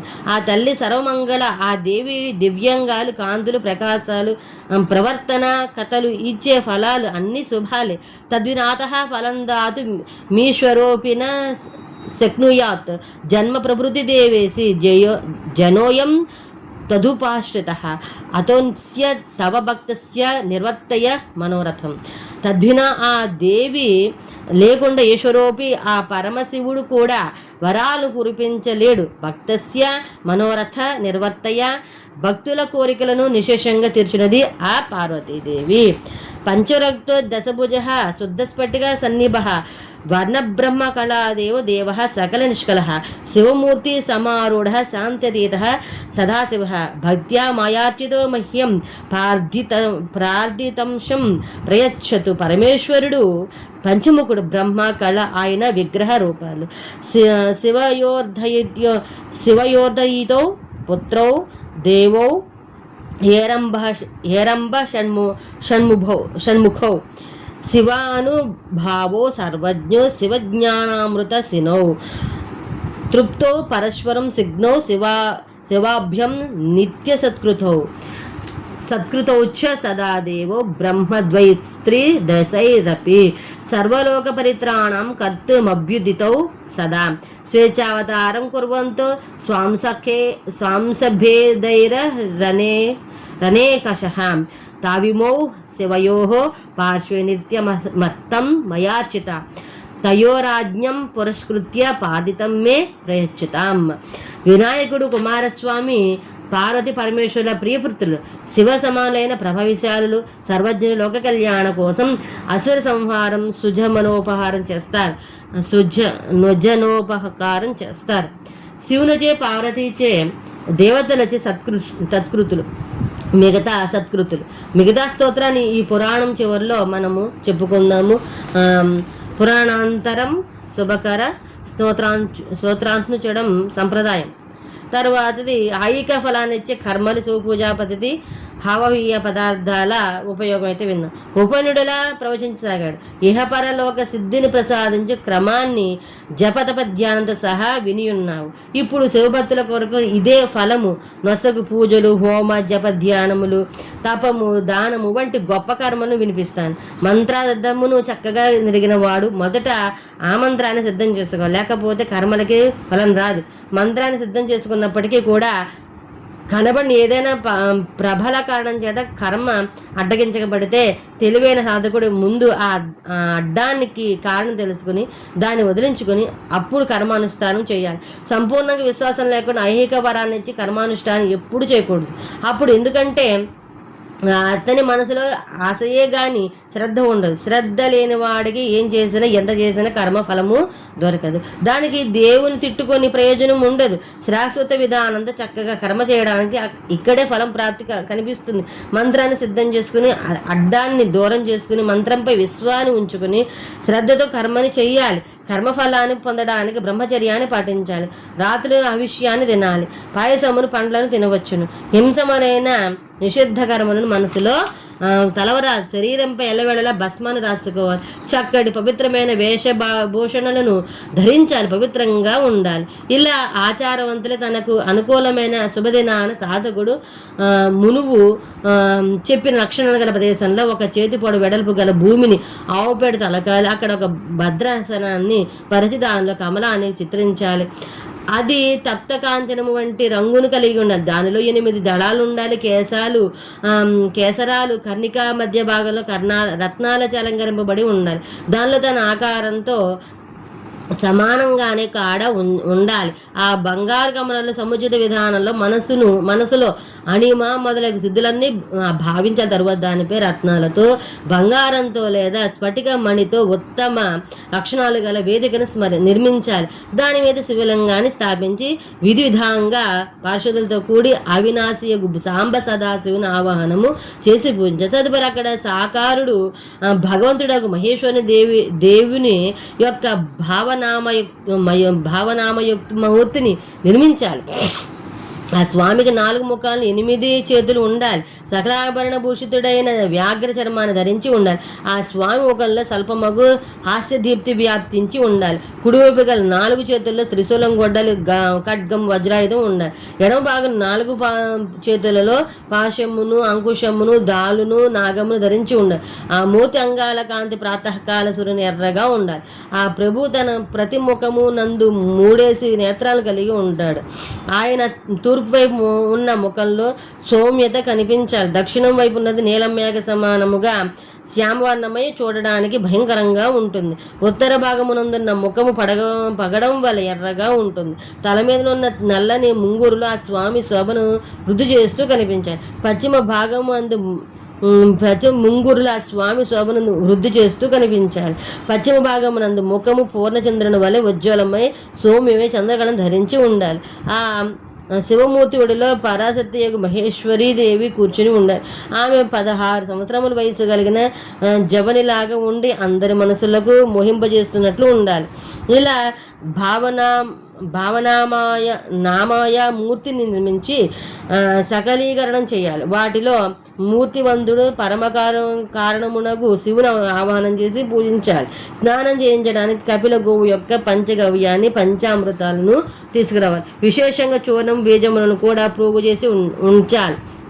తూర్పు దిక్కులో మండలాన్ని నిర్మించి దాని రత్న చూర్ణాదులతో అలంకరించారు. కమల కర్ణికల్లో ఈశాన కలశాన్ని స్థాపించారు. తదుపరి దానికి 4 వైపులా సజ్జోజాతి మూర్తులను కలశాలను స్థాపించారు. దాని తరువాత తూర్పు మొదలగు 8 దిశల్లో క్రమంగా విద్యేశ్వరుని కలశాన్ని స్థాపించాలి. వాటన్నింటినీ తీర్థజాలలో నింపాలి. కంఠమునందు నూలు దారాన్ని చుట్టాలి.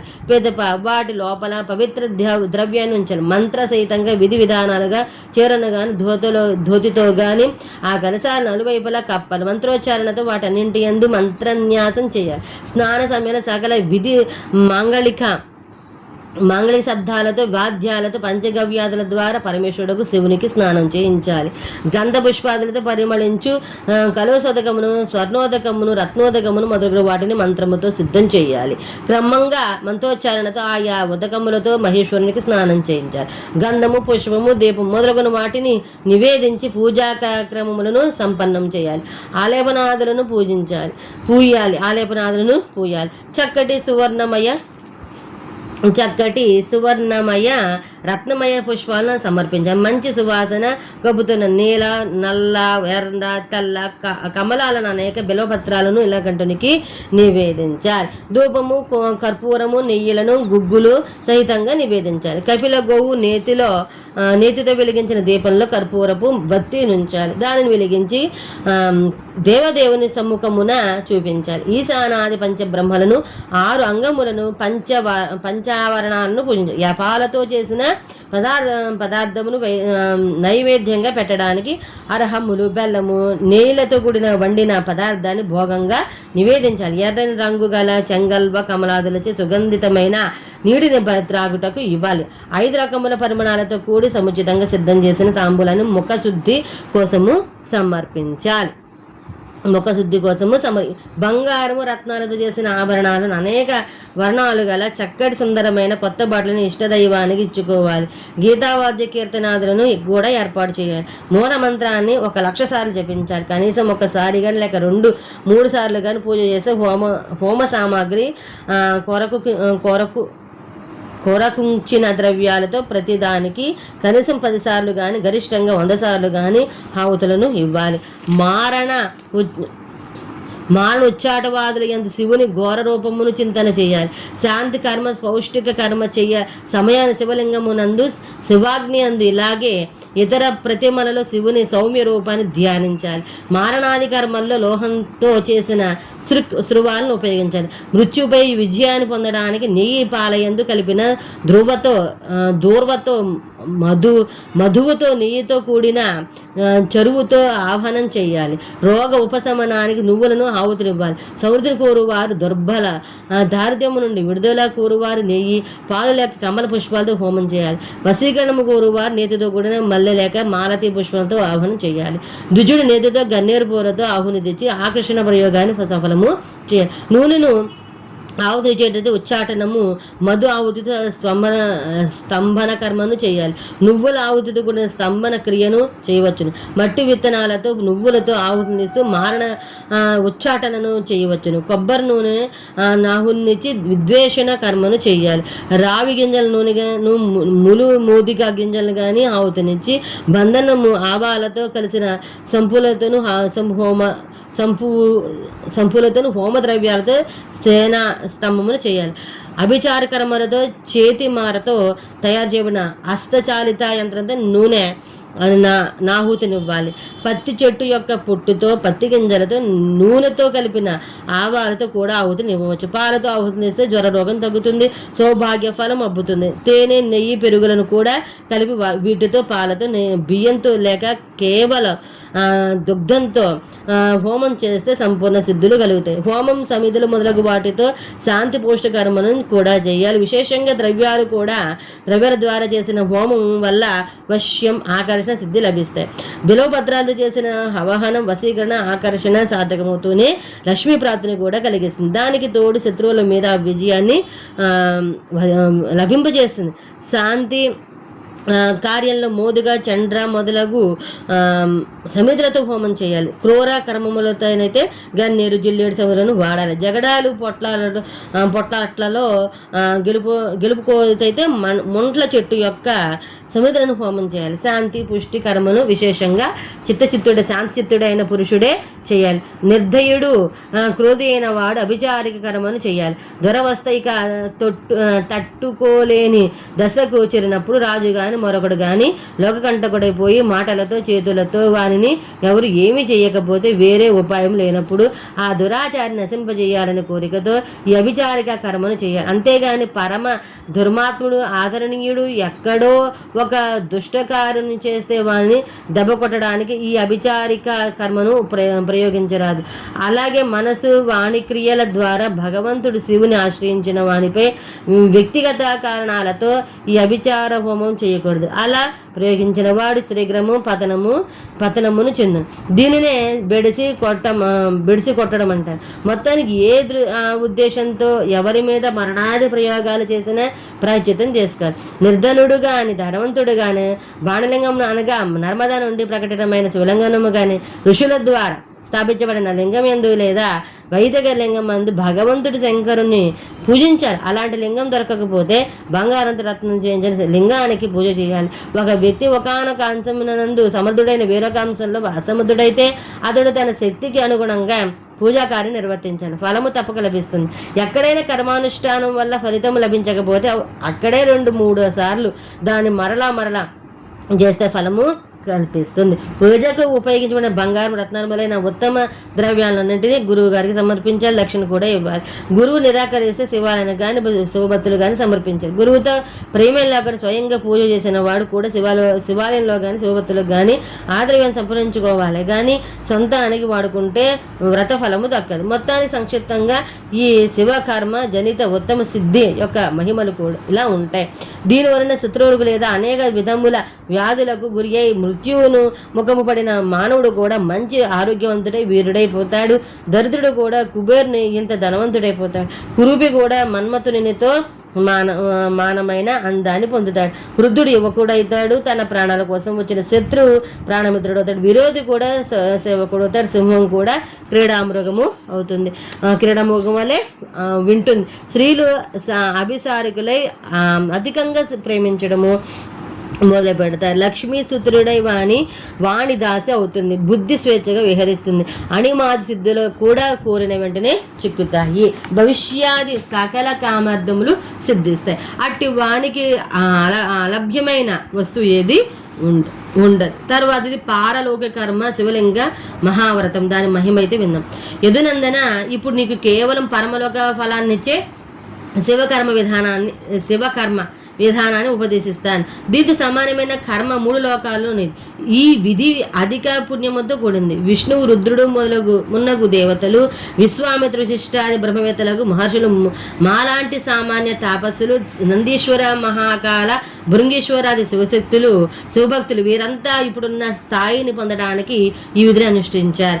దీనికై ముందుగా తెల్ల చందనంతో కూడిన నీటితో లింగ రూపాన్ని శివులకు స్నానం చేయించాలి. బాగా వికసించిన తెల్ల కమలాలతో వారిని పూజించాలి. తర్వాత వారి పాదాలకు సాష్టాంగ నమస్కారము చేయాలి. అక్కడే అలికిన భూమి మీద శుభలక్షణ సంపన్నమైన పద్మాసనాన్ని తయారు చేయించి ఉంచాలి.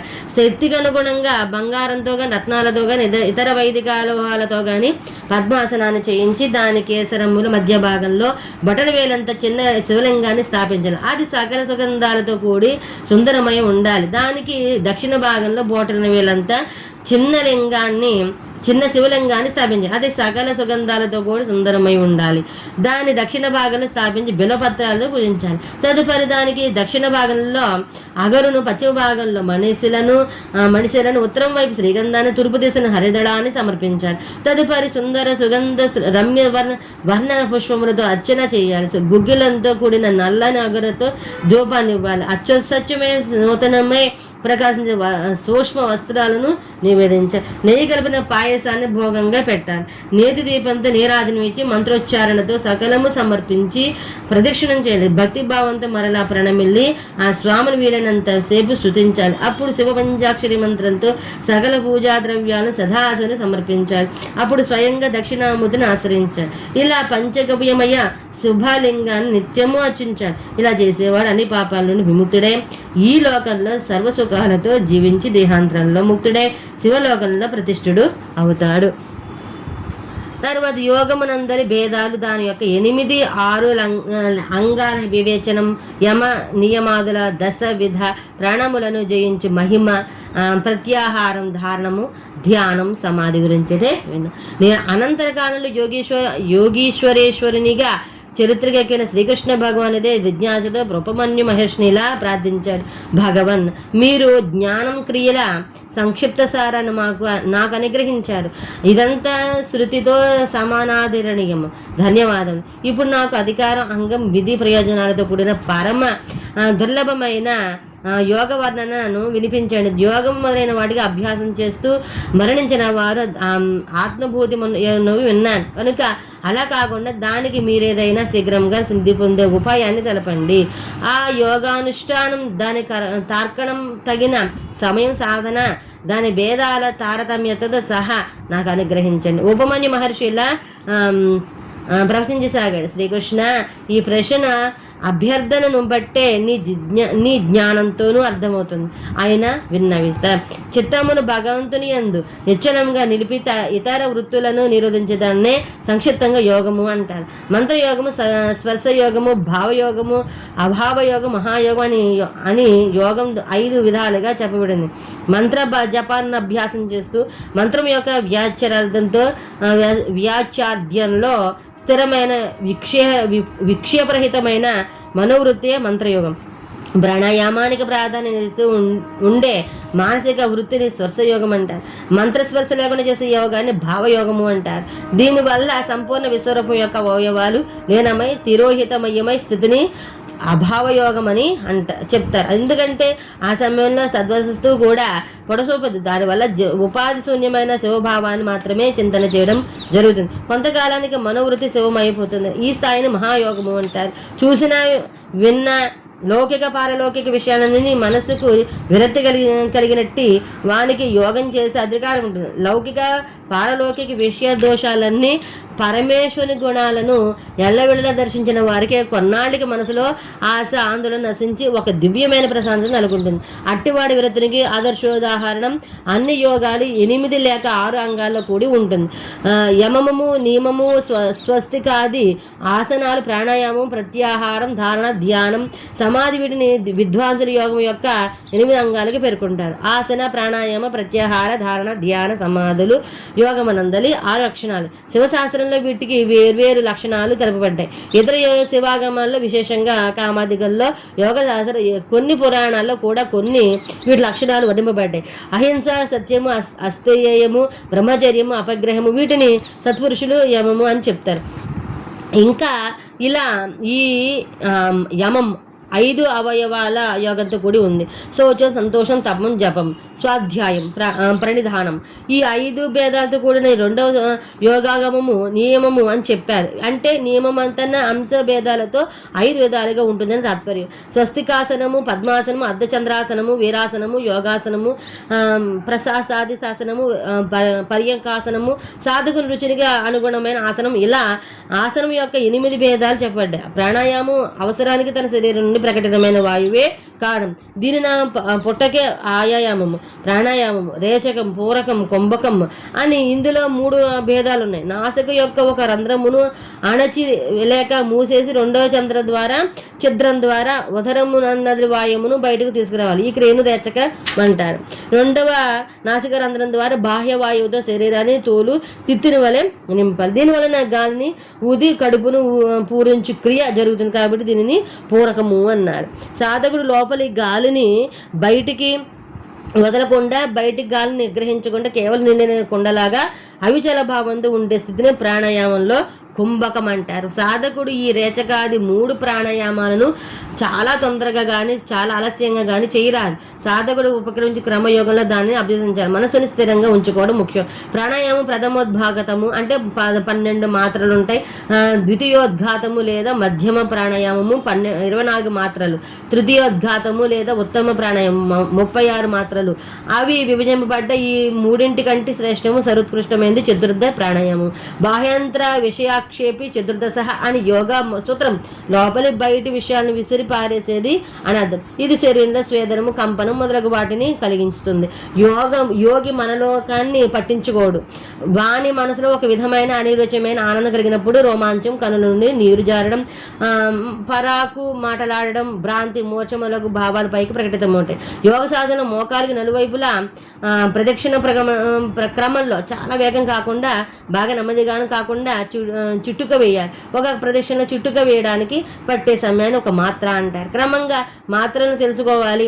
ఉద్ఘాత క్రమయోగంలో నాడీ శోభన పూర్వకంగా ప్రాణాయామం చేయాలి. సగర్భయమున ప్రాణాయామము 2 విధాలు. జపధ్యానం లేకుండా చేయబడే ప్రాణాయామాన్ని అగర్భము అంటారు. జపధ్యాన సహయోగంలో చేయబడు ప్రాణాయామాన్ని సగర్భం అని పలుకుతారు. అగర్భ అంటే సగర్భ ప్రాణాయామం 100 రెట్లు అధికంగా ఉత్తమమైన. కనుక యోగులు సగర్భ ప్రాణాయామాన్ని చేస్తూ ఉంటారు.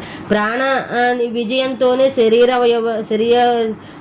వాయువుల మీద విజయాన్ని సాధిస్తారు. ప్రాణ, అపాన, సమాన, ఉదాన, వ్యాన, నాగ, కూర్మ, కురకర, దేవదత్త ధనంజయ అను ఈ 10 ప్రాణవాయువుల ప్రయాణం చేసేది. కావున దీన్ని ప్రాణమంటారు. తిన్న భోజనాన్ని క్రిందికి తీసుకుపోయేది అపానవాయువు. అంగాలకు సకలంగాలకు వ్యాపింపజేసేదే వ్యానము. మర్మస్థానాలను తేజిజం చేసేది ఉదాన వాయువు. సకలాంగాల సమాన భావంతో సమన్వయ రూపకర్మ చేసేది సమాన వాయువు. నోటి నుండి వమనము, త్రేణుపు వాంతికి ముందొచ్చేది లాంటివి చేయించేది నాగవాయువునికి చెప్పబడుతుంది. కనుల తెరుచు క్రియలో ఉండేది కూర్మాను పేరు గల వాయుసుది. తుమ్ములలో ఉండేది కృకరము. ఆవులంతలో దేవదత్తమని పేరు గల వాయువు, ధనుంజయమని పేరు గల వాయువు సంపూర్ణ శరీరంలో వ్యాపించి ఉంటుంది. మనిషి మరణించిన అది శరీరాన్ని వదలదు. క్రమంతో సముచిత పద్ధతిలో ప్రాణాయామం చేసేవాళ్ళు అది సమస్తమైన దోషాలను శరీరాన్ని రక్షిస్తుంది. ప్రాణవాయువు మీద విజయం ప్రాప్తమైతే దాని నుండి వచ్చే ఫలితాలను జాగ్రత్తగా గమనించాలి. విష్ట, మూత్రము, కఫలం పరిమాణాలు తగ్గుతుండడం మొదటి విషయం. అధికంగా తినే శక్తి కలుగుతుంది. అరిగించుకునే శక్తి అని భావం. ఆలస్యంగా శ్వాస నడుస్తుంది. శరీరము తేలికపైపోయినట్లుంటుంది. వేగంగా నడిచే శక్తి అలవడుతుంది. గుండెలో ఉత్సాహం పెరుగుతుంది. గొంతుకి మాధుర్యం వస్తుంది. సమస్య రోగాలు నశిస్తాయి. బలము, తేజస్సు, అందం పెరుగుతాయి. అంతకు ముందు పెద్దగాలిన ధృతి, మేధస్సు, యవ్వనం, శిరస్థం, ప్రసన్నతలు చేకూరుతాయి. తపస్సు, ప్రాయశ్చిత్తం, యజ్ఞం, దానం, వ్రతం మొదలైన వాటి శ్రమ లేకుండా తనకున్న శక్తిలో 16వ వంతు పెట్టి చేయగలుగుతాడు. ఈ సాధనలేవి ప్రాణాయామం యొక్క 16వ కళకు కూడా సమానం కావు అని పురాణంలో ఉంది. ఇంద్రియాలను నిగ్రహించడం ప్రత్యాహార సాధన. వాటిని జ్ఞాన వైరాగ్యాలపై ప్రాణాన్ని జయించిన యోగియే ఈ సాధన ద్వారా పరిగెత్తించగలడు. మనసును ఏదో ఒక ధ్యేయ విశేషణమందు స్థాన విశేషం బంధించి ఉంచగలిగే సాధన ధారణ. శివుడు ఒక్కడే స్థానమును, ఇతరులెవరునూ కారు. ధ్యేయం కూడా ఆ స్వామియే. ఇక ధ్యానము, ధ్యేయ చింతాయం అనే మాటల శబ్దానికి క్యూట్యు ప్రత్యయం చేరిస్తే ధ్యానం అనే మాట వస్తుంది. అంటే చాంచలం లేకుండా ఈ చిత్తంలో దేనినైనా యోగంలో మాత్రం శివుని నిరంతర చింతన చేయడమే ధ్యానం. ధ్యేయం అంటే ఏ వస్తువుని మనసులో పెట్టుకుని ధ్యానం చేస్తున్నావో అది అంటే అక్కడ పరమాత్మ శివుడి ధ్యేయము స్థిరమైన చిత్తం ధ్యేయాకారవత్తం అవుతుంది. అంటే చిత్తానికి శివునికి మధ్యలోకి ఇంకేమీ రాదు. ఏ వృత్తి చొరబడదు.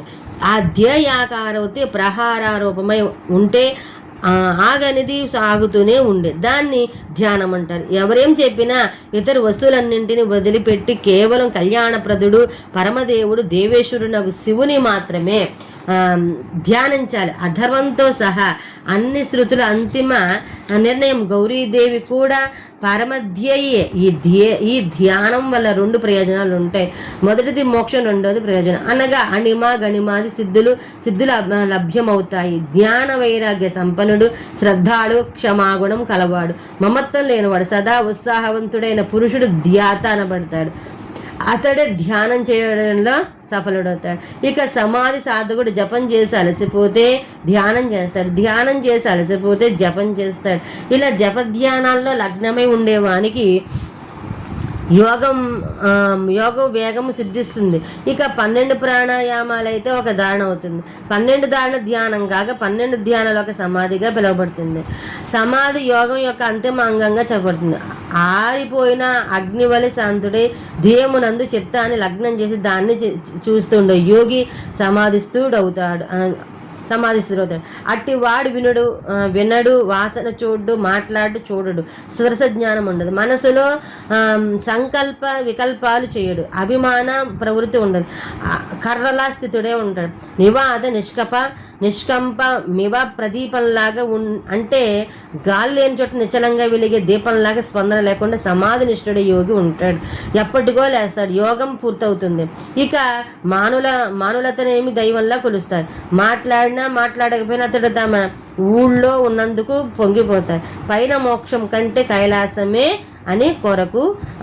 అతని కొరకు వేచి ఉంటుంది. ఐశ్వర్య గుణాల వర్ణన శివాశివుల జ్ఞాన మహిమైతే సిద్ధయోగి వద్దకు స్వయంలాగానే రత్నాలు వచ్చి చేరతాయి. బ్రహ్మాది దేవతలు సాక్షాత్కరించి అతనికి అనేక వస్తువులు ఇస్తారు. ఇచ్చానుసారం నానా విధములైన మధురవాణితో పాటు అన్ని విధాలైన రసాయనాలు, దివ్య ఔషధాలు సిద్ధిస్తాయి. దేవాంగనలు ఈ యోగికి పరమెళ్ళి అతని మనసులోనున్న వాటిని కూడా సమర్పించిపోతారు. యోగ సిద్ధుల్లో ఒకటి సిద్ధించిన మోక్షంపై అభిరుచి కలుగుతుంది. ఇది నేను చూసి ఉపమన్యు మహర్షి అనుభవించి చెప్పిన మాట. మోక్షం కూడా కలుగుతుంది. పార్థైశ్వర్య గుణాలను యోగిని శీఘ్రమే చేరుతాయి. అవేంటంటే కృషించి ఉండడం, స్థూలకాయుడవడం, బాలుడు వృద్ధుడు, యువకుడుగా ఎలా సంకల్పిస్తే అలా మారిపోవడం, నానావిధ జాతుల స్వరూపము లేదా స్వరూపాలు దాల్చుట, పృథ్వీని, జలం, అగ్ని, వాయువు ఈ 4 తత్వాల శరీరాన్ని ధరించడం, ఒకే సమయంలో అనేక రూపాలను కలిగి ఉండడం, నిరంతరం స్వశరీరం సుగంధులను జిమ్ముతుండడం, ఈ 8 పార్థైశ్వర్య గుణాలు చెప్పబడ్డాయి. నీటిలో నిలవడం, నివాసమే నీటిలో ఉండగలగడం, నేల నుండి నీటిని తనకు కావలసిన చోట తీసి వెలువడ చేస్తే శక్తి కోరిన తోడనే ఏ ఆతృత లేకుండా స్వయంగా సముద్రాన్ని కూడా త్రాగే సామర్థ్యం ఉండడం, ఈ ప్రపంచంలో ఎక్కడా కావలసి వస్తే అక్కడ నీటిని తేగలగడం, కుండ పాత్ర అనమాట, లేకుండా చేతిలోనే జలరాశిని నిలిపే అనుకున్నప్పుడు వదలగలగడం, చేదు వస్తువును తినాలనే కోరిక కలిగి తింటే అది అప్పటికప్పుడు తీయగానొకట, జలము, తేజస్సు, వాయువు ఈ 3 తత్వాల శరీరాన్ని ధరించడం, శరీరంపై గాయాలు, చీము, పుండ్లు మొదలును కూడా లేకుండా ఉండడమే గాక ఇతరులకు కూడా మాయం చేయుట ఈ 8 జలానికి సంబంధించిన ఐశ్వర్య గుణాలు. శరీరం అగ్నిని ప్రకటించుట, ఎంతటి భీకరాన్ని మధ్య ముందైనా స్వీరంగా ఉండుట, అగ్ని భయమే లేకుండా కోరికలతో ప్రపంచమంతటిని భస్మం చేసే శక్తిని కలిగి ఉండుట, నీటిలో అగ్నిని నిలబెట్టుట, చేతితో నిప్పును పట్టుకునుట, నోటిని అంతే అన్నాదులను వచనం చేయుట, శరీరద్వయాన్ని ఏకకాలంలో అగ్ని మధ్యంలో ధరించుట, ఈ 8 అగ్ని సంబంధిత ఐశ్వర్యంలో మొత్తం 24 పార్థివ గుణాత్మక ఐశ్వర్యాలనే వ్యవహరిస్తారు. ఇవి సిద్ధుని తేజ సంపన్నుని చేస్తాయి. కానీ తేజసైకర్వేశ్వరి లోక 8 ఉన్నాయి. తేజసైశ్వర్య లోక 8 ఉన్నాయి. మనోవేగంతో ఎక్కడైనా పోగులవుట, క్షణంలో ప్రాణుల్లో ప్రవేశించడం, ప్రయత్నం పెద్దగా లేకుండానే పర్వతాది మహాభారాలను మోయడం, తాను బరువెక్కిపోవడం, తేలికైపోవడం, చేతిలో గాలి నింపుట, వ్రేలు కొనలతో భూమిని కంపింపజేయడం, ఒక్క వాయుతత్వంలో శరీరాన్ని నిర్మించడం, ఈ 8 పాదవేశ్వరులు కలిపి 32 అవుతాయి. ఇవన్నీ వాయు సంబంధాలనని విద్వాంసులు చెప్తారు. ఇవి కాక ఇంకో 8 అగ్ని గుణాలు సిద్ధికునుంటాయి.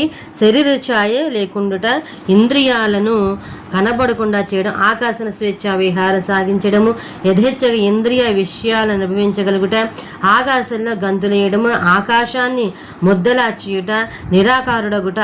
ఈ అగ్ని గుణాలు 8 గుణాలతో కలిసి మొత్తము 40 ఐశ్వర్య గుణాలు అవుతాయి.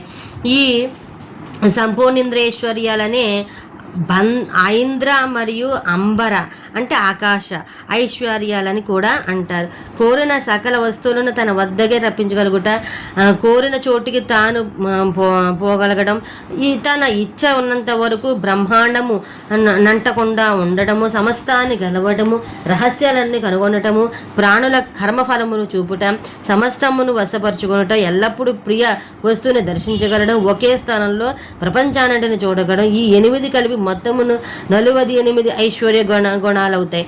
చంద్ర మానస ఐశ్వర్యములు కూడా ఈ 48లోనే ఉంటాయి. ఇవే కాక అహంకారిక లేదా ప్రజాపత్య ఐశ్వర్యాలు సమస్త ప్రాణులకు వశపరుచుకుని జీవులందరినీ అనుగ్రహించడం, తాను మృత్యువును జయించడం వంటి 8 ఐశ్వర్యాలు. అలాగే బౌద్ధిక ఐశ్వర్యం అంటే ప్రాణాల చిత్తాన్ని ప్రేరేపించడం, అశుభాన్ని శుభంగా పరిణమించజేయడం 8 ఐశ్వర్య గణాలు.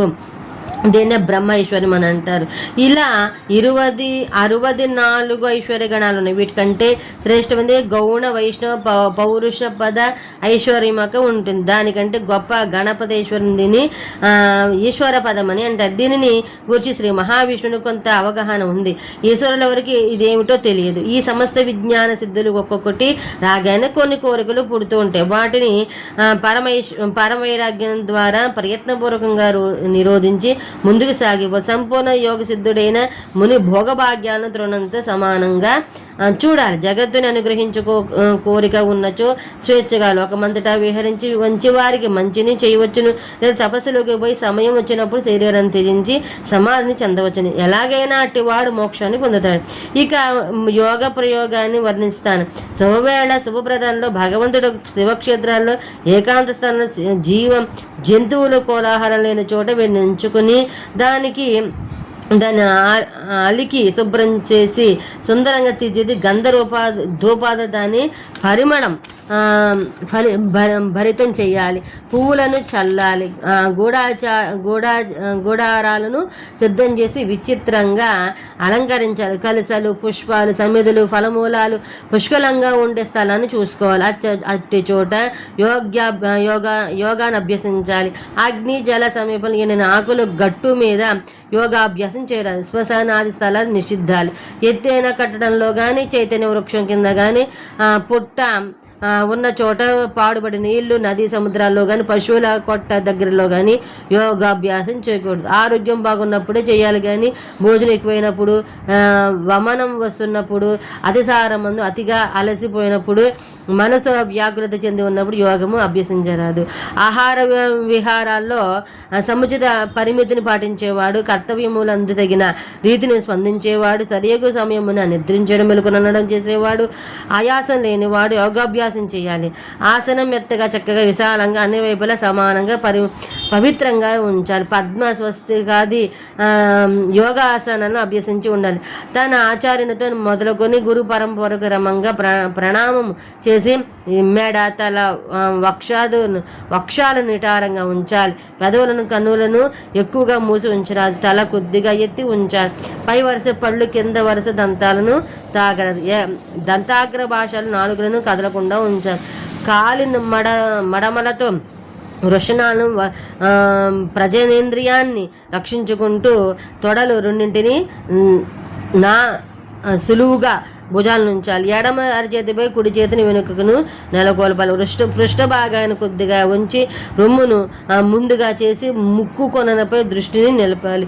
దిక్కులు చూడకుండా ప్రాణవాయువును బిగించి రాతి వలె నిశ్చలుడై ఉండి తన మనసులను హృదయ కమలంపైనున్న పార్వతీ సహితుడైన ఈశ్వరుని చింతన చేస్తూ ధ్యాన యజ్ఞం ద్వారా ఆ దేవదేవుని పూజించాలి. మూలాధార చక్రంలో నాసిక కొనపైన నాభిముఖంలో కంఠము, తాలువులతో కానీ, కనుబొమ్మల నడుము కానీ, లలాటమున కానీ, ద్వార ప్రవేశించలో కానీ, ప్రదేశంలో కానీ, తలపై కానీ శివుని ధ్యానించి పార్వతీ పరమేశ్వరులకు ఉత్తమ ఆసనాన్ని కల్పించాలి.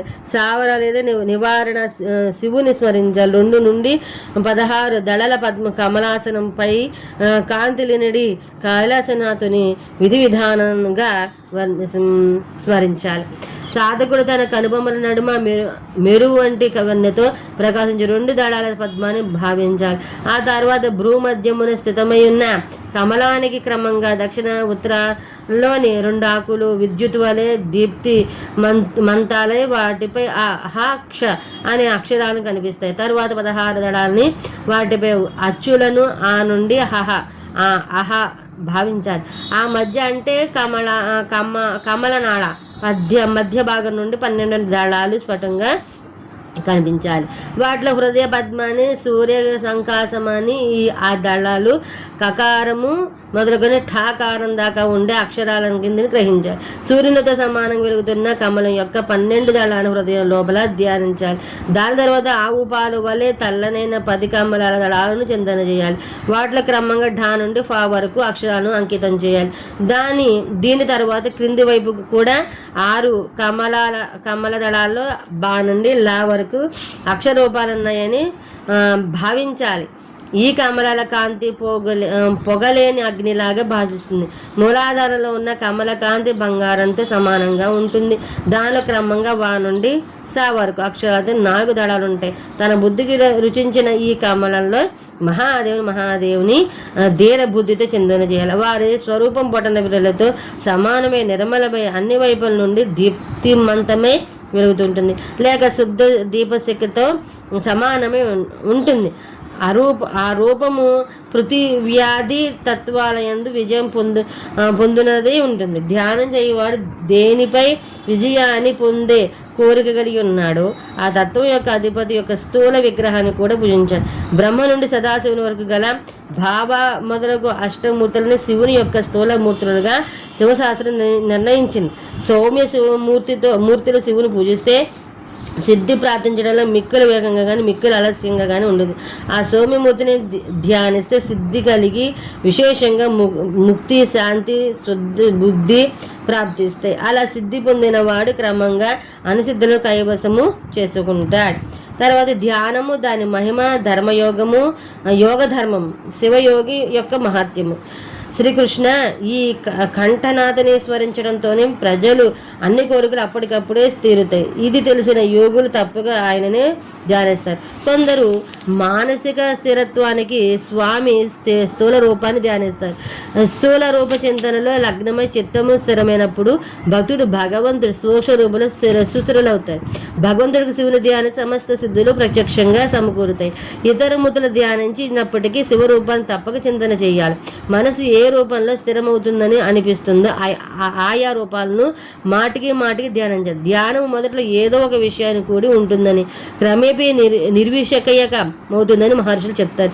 ఏ ధ్యానము కూడా నిర్విషయము కాదని మరికొందరు ధ్యానం కలవారు చెప్తారు. బుద్ధి యొక్క ఒకనొక విశిష్టమైన వృత్తి ప్రవాహము ధ్యానం అనబడుతుంది. కనుక నిర్విషయ బుద్ధి కేవలం నిర్గుణ నిరాకార పరబ్రహ్మము వద్ద తిరుగాడుతుంది. సవిషయ ధ్యానం ప్రాతకాల సూర్యకిరణాల సూర్యుని ఆశ్రయించినట్టే జ్యోతిని ఆశ్రయిస్తుంది. నిర్విషయ ధ్యాన సూక్ష్మతత్వాన్ని అవలంబిస్తుంది.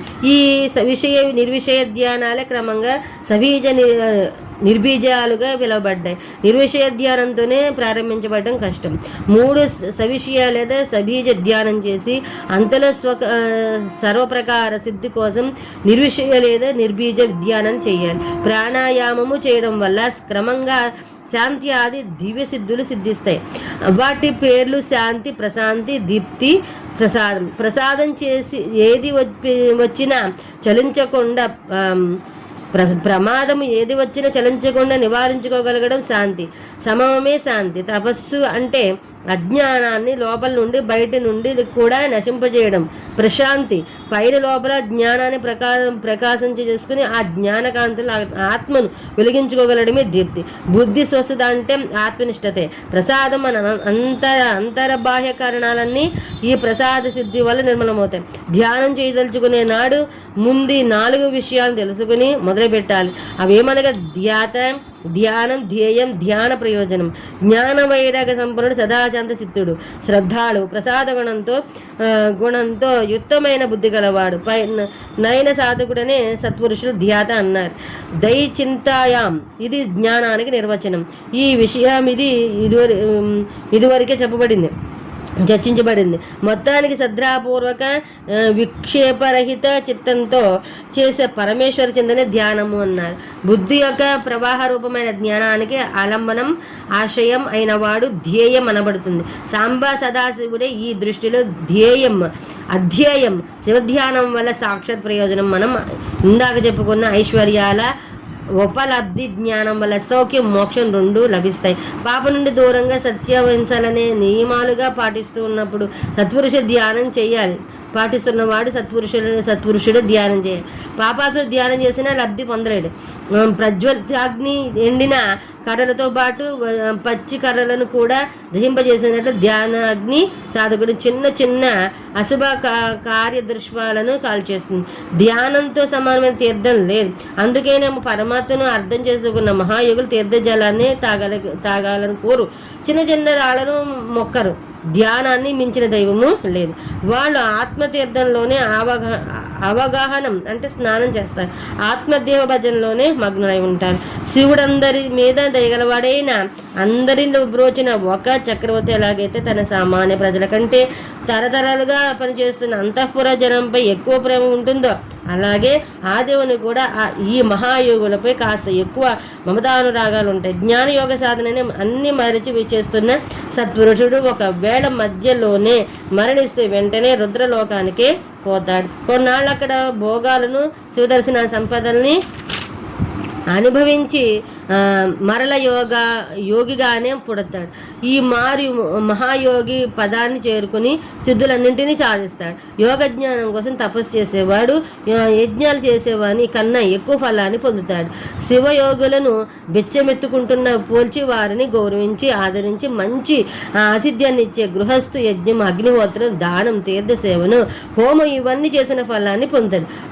యోగిని నిందించిన వాడు శ్రోతతో సహా నరకంలో పోడిపోయి ప్రళయం దాకా అక్కడే మీ కుమ్ములి కునారెలుగుతాడు. శివయోగ పరాయణుడు నివసించే దేశం కూడా అది వారికిచ్చే గౌరవాద సత్కారాలను బట్టి పవిత్రమై సుఖశాంతులతో భోగభాగ్యాలతో వదిలుతుంది. చతురుడు విద్వాంసుడైన పురుషుడు అన్ని ఆలోచనలను వదిలేసి సంపూర్ణ దుఃఖాల నుండి విడుదల కావాలంటే శివయోగాన్ని అభ్యసిస్తాడు. అలాగే అరిష్టాలను అనుభవించి బాధలను పడి ఇక ఇలా ఏడుస్తూనే పోతానని గోల పెట్టేవాడు ముందు ఆ గోల మానేసి ధీరచిత్తుడే శివక్షేత్రానికి పోయి యోగనిష్టలో మునిగిపోవాలి. కొన్నాళ్ళకి మృత్యు వచ్చి పలకరిస్తే చిరునవ్వుతో ప్రాణత్యాగం చేసే స్థాయికి అతి తక్కువ కాలంలోనే ఎదిగిపోతాడు. శ్రీకృష్ణ, ఇది యోగ మహిమ. నీకు తెలియబోయేది ఈ ఊహకందనంత ఎక్కువ ఉంటుంది. నేను దీనికి పరిచయం చేయడం నా శివతపహ ఫలము, నా పూర్వజన్మ సుకృతం అని ముగించాడు ఉపముని మహర్షి. తరువాత ఆ మహర్షి శ్రీకృష్ణ సాదరంగా వీడుకోలు పడిపాడు. తర్వాత మేరుగురిపై ఋషులకు సనత్కుమారంధీశ్వర దర్శనము, శివపురాణ గ్రంథ మహిమ, ఉపసంహారం గురించి మనము విందాం. నైమిషారణ్య ఋషుల నుండి వీడుకోలు గాని వాయుదేవుడు అంతరార్థం చెందాడు. ఆ ఋషుల అరణ్యంలో తమ జన్మ సాఫల్యత 1000 ఏళ్ల సత్రయాగాన్ని చేసి చివరిగా అవబృత్త స్థానం చేయబోతుండగా సరస్వతి జలాలు వారుతున్న చోటుకు వచ్చి నిలబడిపోయాయి. వారు అమృతాన్ని తాగి అందులో స్నానం చేసి మనస్ఫూర్తిగా సరస్వతి బ్రహ్మలను శుతిస్తూ వారణాసి చేరుకున్నారు. అక్కడ స్నాన దర్శన ఫలాన్ని ముగించుకుని బ్రహ్మలోనికి సాగిపోయారు. ఆ సమయానికి బ్రహ్మ గొప్ప భోగాన్ని అనుభవిస్తున్నాడు. యుగ యుగానికి పరస్పర స్పర్ధతోని జీవిస్తూ సంగీత రహస్యాలన్నింటినీ ఒకరిని గెలవడం కోసం మరొకరు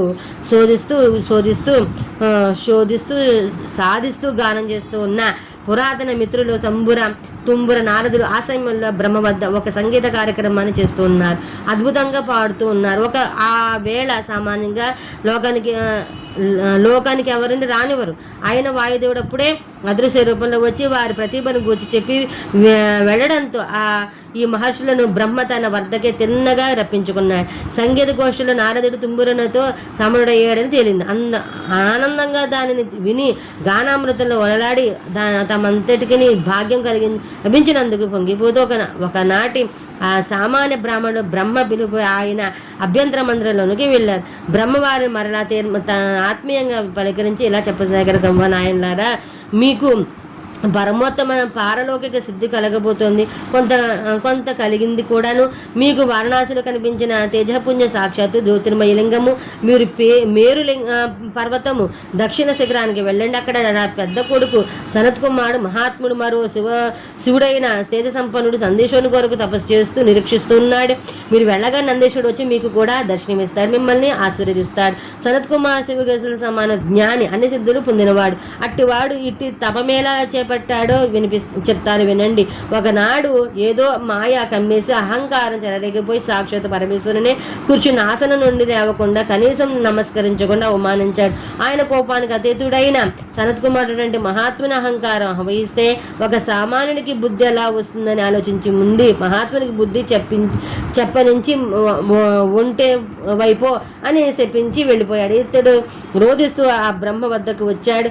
నేను వెళ్ళి మా శివుని ఆ దర్శనం కాగానే దయాళువైన దేవేశ్వరుడు, నీవు వెళ్ళి ఆయనకి ముందు శివ తత్వమును ఉపదేశించు. అతడు అహంకారాన్ని త్యజించగానే తల మాత్రం ఒంటే మిగులుతుంది. అప్పుడు అతను పోయి మేరు పర్వతం దక్షిణ శిఖరంపై నా కోసం తపస్సు చేయమని చెప్పు. కొంతకాలానికి నాకు పరమాత్ముడైన నందీశ్వరుడు వెళ్ళి అతనికి దర్శనమిస్తాడు. నంది అతనిని శిష్యునిగా స్వీకరించి శివజ్ఞానం ఉపదేశాడు. వెంటనే అతని ఒంటె తల కూడా పోయి మరింత కాంతివంతమైన శరీరం ఏర్పడిందని తెలుస్తుంది. నంది నిష్క్రమించగానే అంటే నీవు బ్రహ్మ వెళ్ళి ఇది వరకటి కంటే పరమ మహాత్ముడు అయిన సనత్ కుమారాచార్య సగౌరవంగా సత్యలోకానికి కొనిరా. అప్పుడు నందీశ్వరుడు కూడా వచ్చి నీ పెద్ద కొడుకుని అన్ని లోకాలన్నిటికీ ధర్మాధ్యక్షునిగా అభిషేకిస్తానని చెప్పి అనుగ్రహించి, కాబట్టి ఓ నైమిషారణ్య మహర్షులారా మీరు వెంటనే మేరు పర్వతానికి బయలుదేరండి అని వారు ఆశీర్వదించి పంపాడు బ్రహ్మ.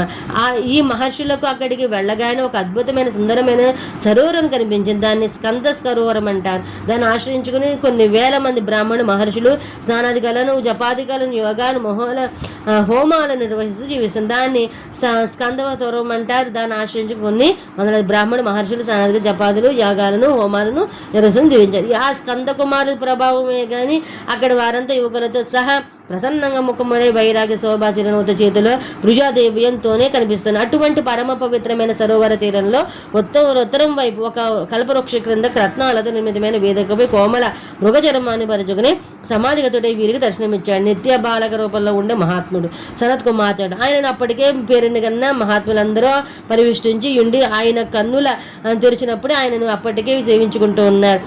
మన నైమిషారణ్య ఋషులు కూడా ఆయన వద్ద చేతులు జోడించి నమస్కరించి నిల్చున్నారు. ఆయన కనులు తెరిచి వీరిని చూసి ఆశీర్వదించుతుండగానే ఆకాశంలో దేవదుందుపి మ్రోగింది. ఒక గొప్ప సూర్య సమానుడైన తేజస్వి అంత వెలిగే ఉన్న విమానంలో దిగుతున్నట్లు కనిపించింది. ఆ విమాన కాంతులు సొక్కగానే సనత్ కుమార్ మామూలు తల వచ్చేసింది. ఇప్పుడు ఆయన ముఖమెక సూర్యబింబమును పోలే కోటి సూర్యుల వచ్చేసితో వెలిగిపోతుంది.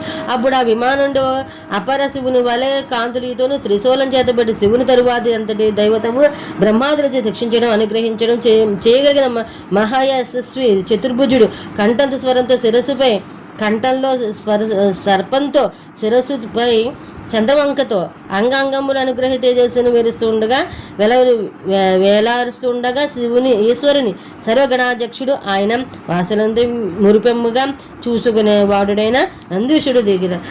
సనత్ కుమారుడు స్వామికి సాష్టాంగ నమస్కారం చేసి లేచి ఆయనను పలువిధాలుగా స్తుతించాడు. ఆ బ్రాహ్మణుడు బ్రహ్మపుత్రుడు నందుకి ఇలా పరిచయం చేశాడు. దైవ శిరోమణి, మీరు 6 గోత్రాల్లో ఉత్పన్నమైన ఋషులు నైమిషాలలో వేళ్లపాటు సత్రయ్యగాన్ని అందించారు. మా నాన్నగారు విధాత వీరిని నిదర్శనం చేసుకుని ధన్యులు కావలసిందని చెప్పి అక్కడికి పంపారు అని సంత్ కుమారు చెప్పగానే నందీశ్వరుడు వారిని చూచారు. ఆ దృష్టిపాద మాత్రంతో వారి మోహపాసాలన్నింటినీ ఛేదించారు. వారందరికీ అతి దుర్లభమైన ఈశ్వరీయ శైవధర్మాన్ని, జ్ఞానయోగాన్ని ఉపదేశించిన తరువాత వారంతా సంతృష్టులు ధన్యోస్మి అనగానే అంతర్ధానమని చెందారు. సనత్ కుమారుడు విజ్ఞాన సర్వస్వాన్ని మా గురువుగారు వ్యాసదేవులు అనుగ్రహించగానే మేము ఆయన నుండి గ్రహించాము. ఇక ఈ పురాణ తత్వాన్ని, వేదాన్ని గౌరవించని వానికి, నాస్తికునికి, భక్తుడు కానీ శిష్యుడు కానీ వానికి దీనిని చెప్పరాదు. ఏదో మోహం కొద్ది చెప్తే నరకంలో కూలిపోతారు. మంచి వాళ్ళకి పరమభక్తితో ఈ పురాణాన్ని చెప్పిన వారికి మోక్షప్రాప్తి ఉంటుంది. మీలాంటి ధన్యాత్ములు చెప్పడం వల్ల నా జన్మ తరించింది, నా పుణ్యం విరమించింది అంటూ సౌనకాది మహర్షులు ఆశీర్వదించి సూత మహర్షి నిష్క్రమించి వ్యాస మహర్షి అనంతరం వారందరికీ శివపురాణ మహత్యాన్ని వర్ణించారు.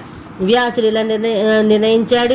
ఈ శివపురాణ హితాన్ని చేకూరుస్తుంది. దీనిని మిక్కిలి ఆదరణతో చెయ్యాలి, వినాలి. ఒక్కసారి దీనిని వింటే పాపాలని భస్మైపోతాయి.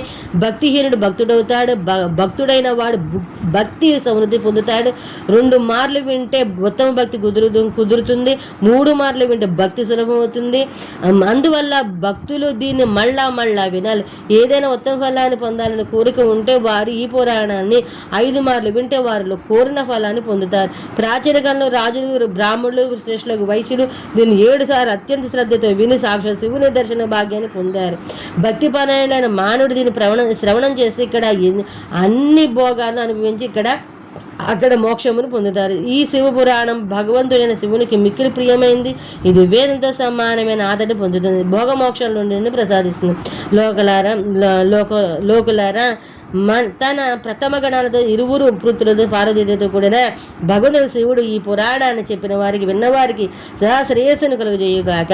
ఈ విధమైన భగవన్ వ్యాస మహర్షి మంగళాసనాలతో శివపురాణము పూర్తయింది. ఈ విధంగా మన వాయువ్య సమిత దానితో సహా శివపురాణము సమాప్తం. ఈ విధంగా మనం శివపురాణాన్ని పూర్తిగా అయితే విని ఉన్నాము. తర్వాత మనం ఇంకొక పురాణాన్ని అయితే విందాము. అంతవరకు స్వస్థ. భగవాన్ యొక్క అనుగ్రహణ మనందరిపైన ఉండాలని కోరుకుంటూ ఉన్నాను. ఆ శివ భగవానుడు మీ అందరి కోరికలు తెచ్చి ఆరోగ్యాలతో సుఖ సంపదలతో అందరూ బాగుండాలి అని మనసారా స్వామిని ప్రార్థిస్తూ ఉన్నాను. అందరికీ స్వస్తి.